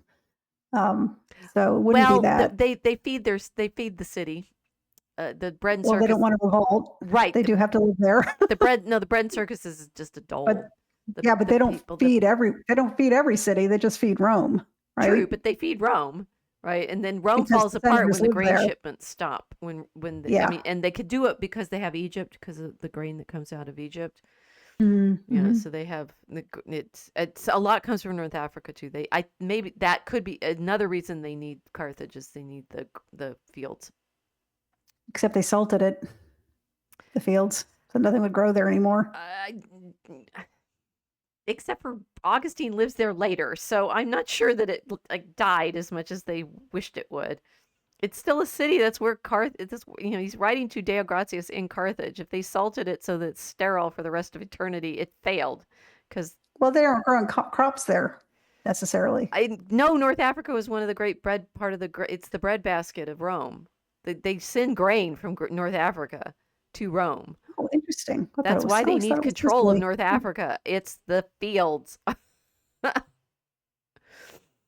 I know all of these things. It's like, the witch stories we have are true, and which ones are fantasies of more recent Gibbon, right? It's like Gibbon's version of why Rome fell, and it's apparently not so easy to say, as he said the Christians made it fall, but he's super scathing about superstition.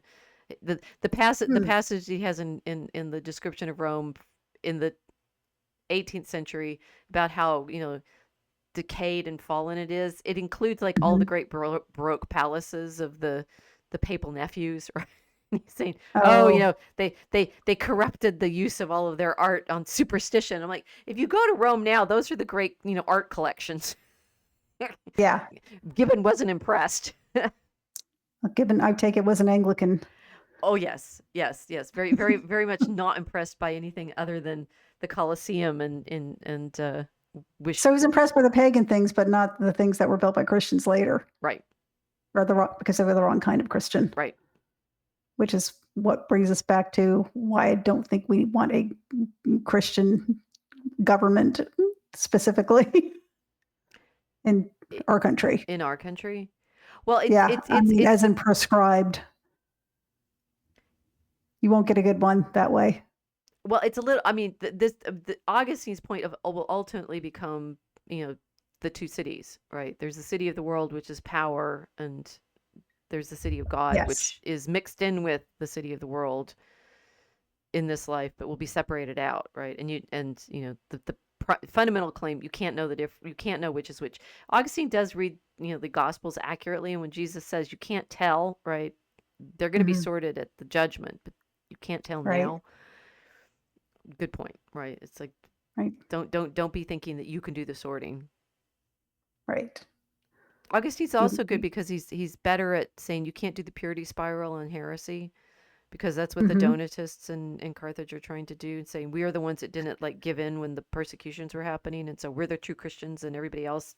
I think wasn't Augustine a part of that movement? He wasn't a Donatist. No, he was conversion? never. No, he wasn't a Donatist. No. Nope. He's very much against the Donatists. He's consistent. I can't hear you. He's against the Donatists. I can't hear you. I haven't done anything. Is it you? I haven't done anything. I'm still talking. Your batteries on your do you have batteries in your headphones? Yep. It's my headphones. I'm sorry. I'll fix them in a second here.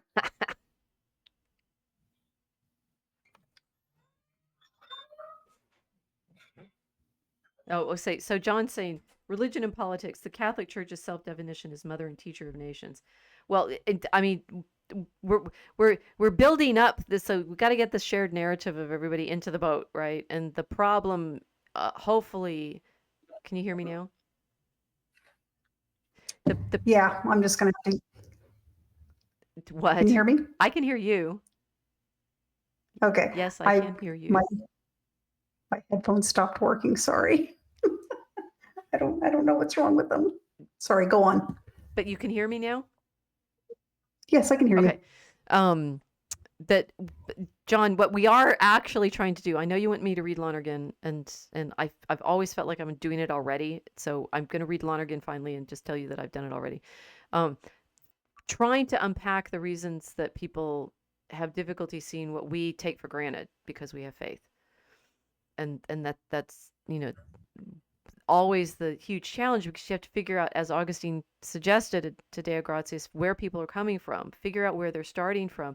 And one of the things that he warns Deo Gratias about is like they may come with all of this philosophy in their heads. And so they're going to have different kinds of challenges for hearing the story of the gospel than they would if they, had other backgrounds or none, right? And the scientism of modernity is one that's more obvious, but there's all these embedded traditions that I think people don't notice as easily.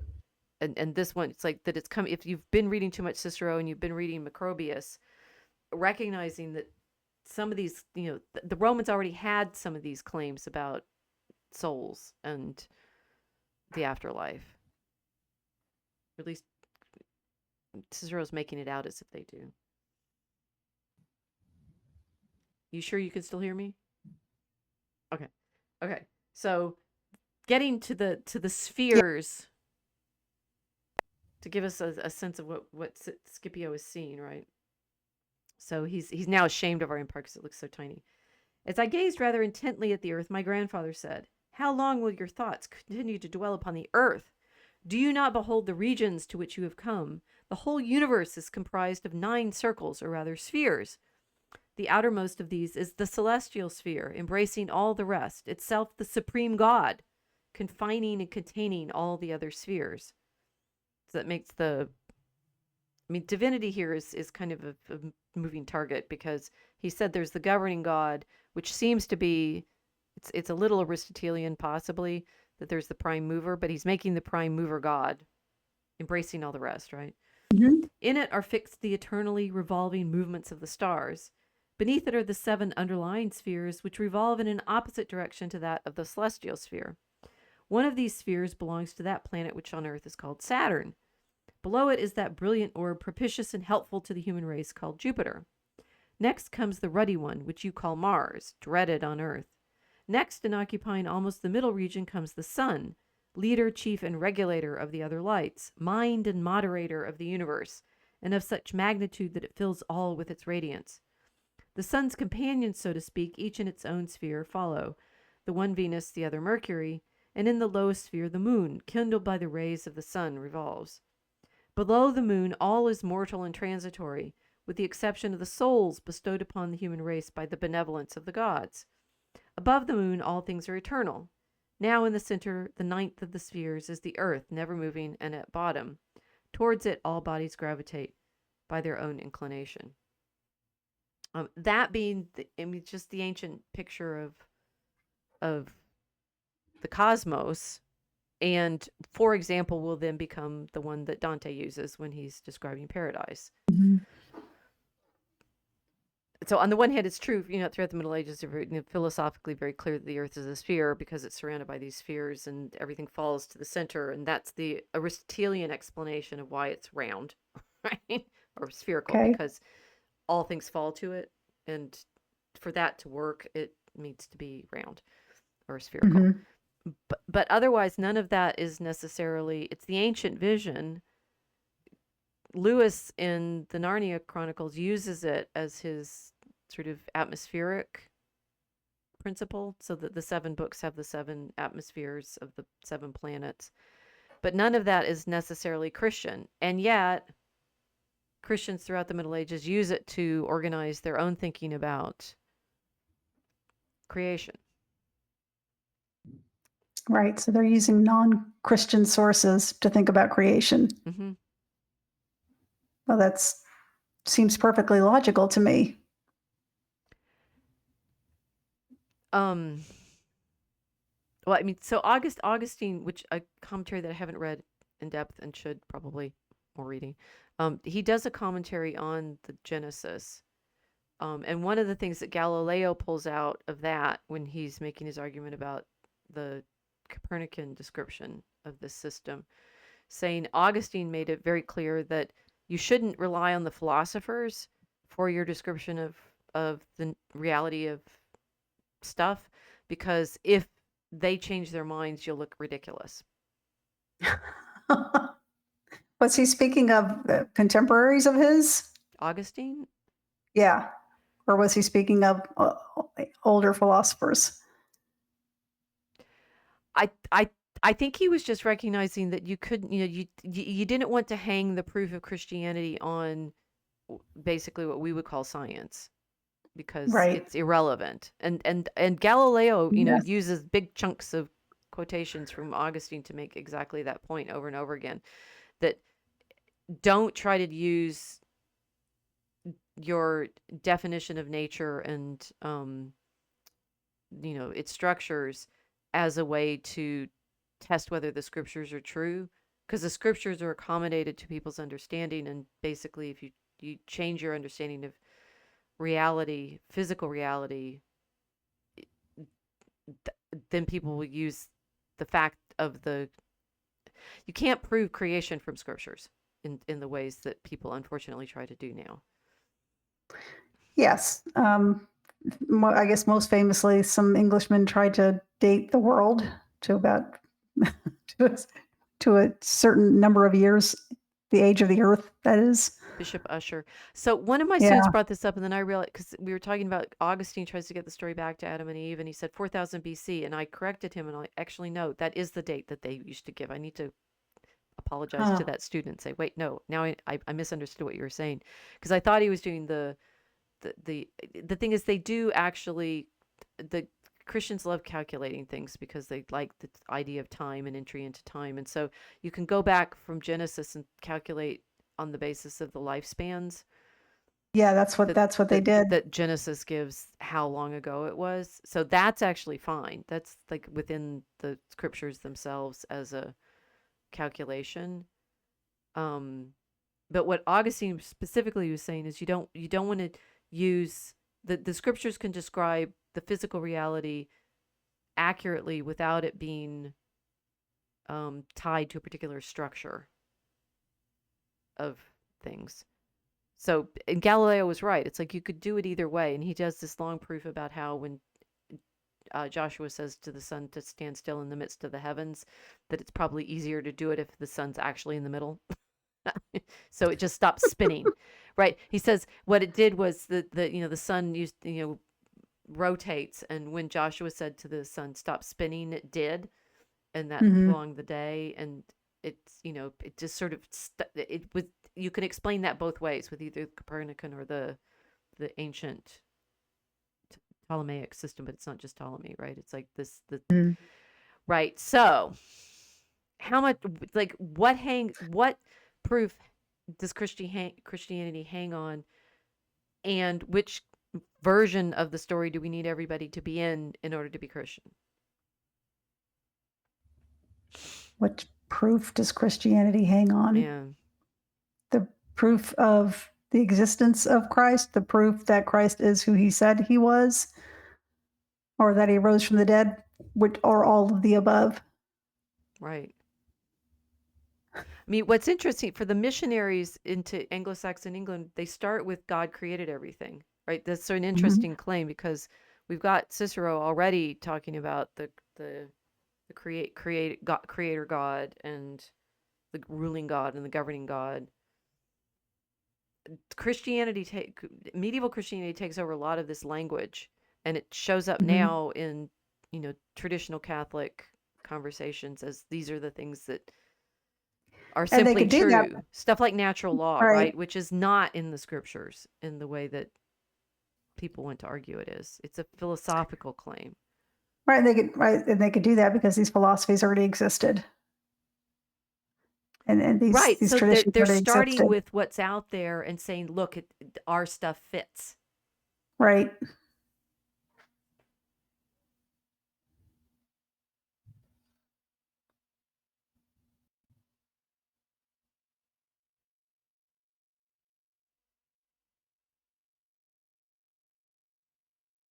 So John is saying now, the sooner they make Newman a doctor of the church, the better. That should refocus things a good deal and make people revisit all of this. That's this month. Yeah, maybe. He gets the problem with the immaculate conception a little off. So, What did he get off about it? well, so I was looking at his response to Reverend Poozy about Mary, and I ended up having to cut it from the paper that I got tangled up in it in, because it's like Newman is very English in his dismissal of a lot of the Marian devotions. Really? Yeah, I find that very I surprising. know. Hmm. Yeah, so but this parsing of like what's real Christianity versus what isn't real Christianity, this was my problem when I was listening to the Touchstone talks, and they weren't all Catholic, they were Orthodox. The Orthodox are very Greek, and the Greek is very philosophical. I mean, like Mm-hmm. deep philosophical problems that come out of the philosophy tradition, which, because Augustine wasn't versed in Greek or couldn't read it, we don't get as much in the Latin conversation. Um, Mm-hmm. but you know the numbers of ways that trying to get people into the boat have used the movement of saying, you already know this, look, it's like that, and then we Mm-hmm. drag into the boat all sorts of things that aren't necessary to the revelation, and then we get stuck because we are flipping the proof a lot, I think. Hmm. It goes back to what I said. Jesus didn't need philosophy. He didn't. The people didn't need it. Right. But a lot of modern Christians use the philosophical proofs as their debating points, and they want those philosophical proofs to be definitive. And that, I mean, it's the philosophy that's got, I mean, like, talk about, I had not thought of it this way. It's the philosophy that most of the debate bros are arguing over. Yeah. I I I understand people like to argue philosophy. I don't understand how you can hang your religious belief on your ability to win a philosophical debate. That does sound cold, like you said, Mm-hmm. cold and rational, Mm-hmm. and that's not what Christ brought. He brought faith, hope, and love. Right. He didn't bring cold rationality. And to be fair to Augustine, what he actually tells De Gratias is the way you need to teach this is with love. Hmm, of course. It's all of the proofs, all of the rational gotchas, all of the definitions and structures, that's not going to get there, that's not going to convince them. And of course it's the Spirit who does the movement of bringing us into the story, but it's with love that Augustine tells the Carthaginian Gratias that he needs to tell the story. Mhm.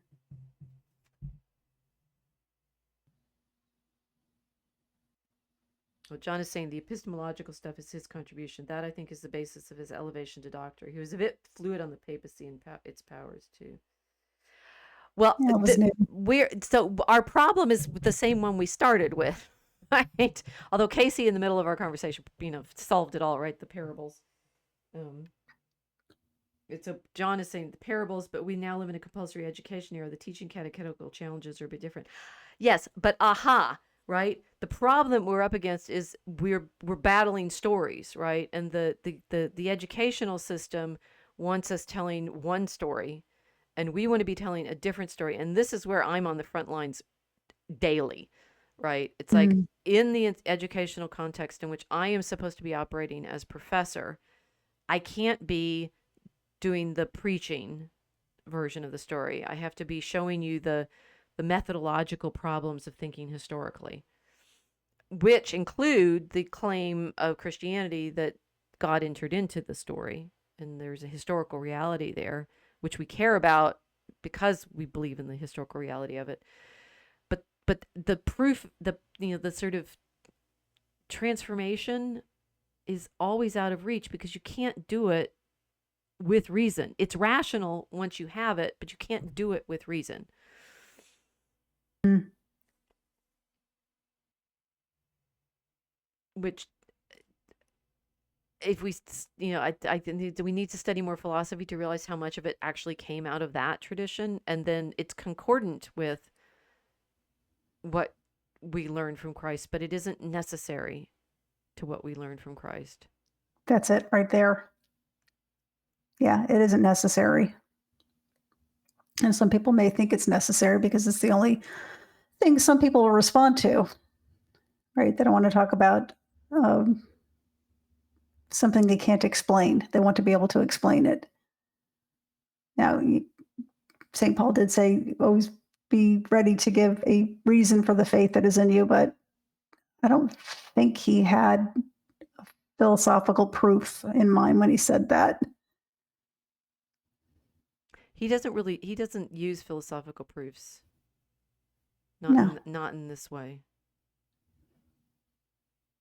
Which is, of course, why, the definition of the Trinity isn't in the scriptures because Right. none of them are thinking in those terms when they're describing the engagement of Christ with them in the story. Mm-hmm. Yeah.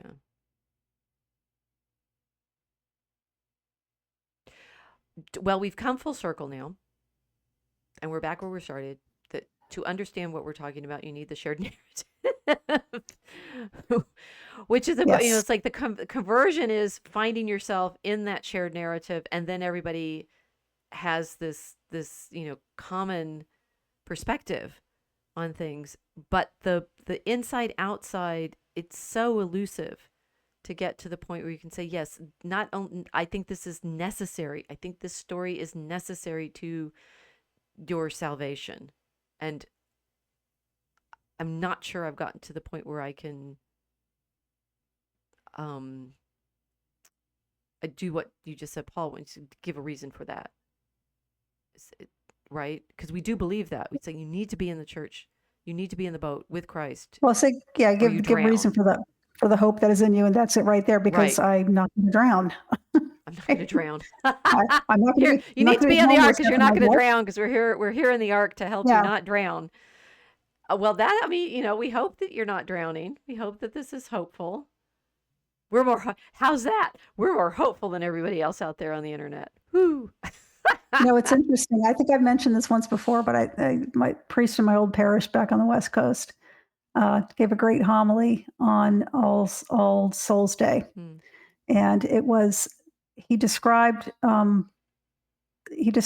the grave markers where they existed in Scandinavia pre-Christian, and they were almost like curses, like cursing the dead to keep away from them because they were terrified. They were terrified these people were going to come back and haunt them. And then after Christianity, the markings completely changed. They spoke about love and hope.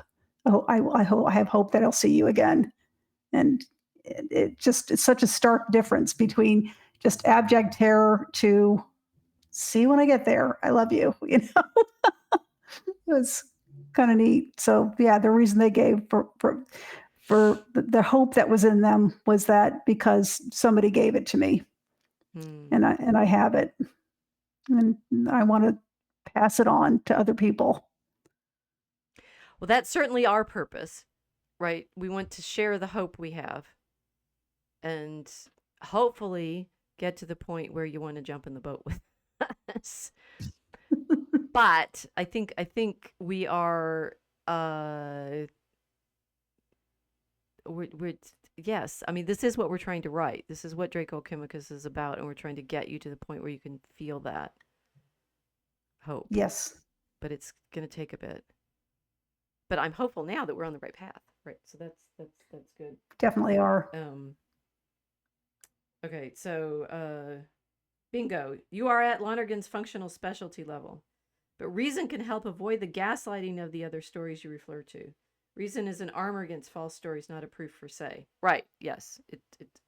Yeah. I think that might be what the point is. When we are working at the functional specialty level, we support true stories, revealed truth, not undermine it.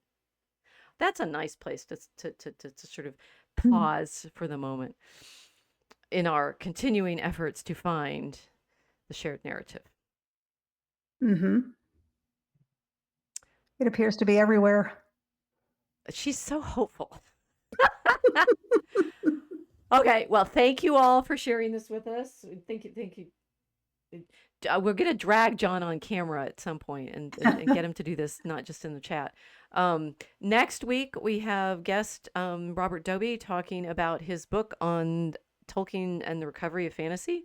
So maybe that's another path back into this recovery of the fairy story that we, in fact, know we are living in, and that gives us great hope and joy and confidence in God's love. And that is, of course, what Chesterton said. The Christians showed the pagans, who were all cold and rational and stoic about their purpose and existence. Yes. So thank you for joining us, and we'll see you next week with more hope. Good night.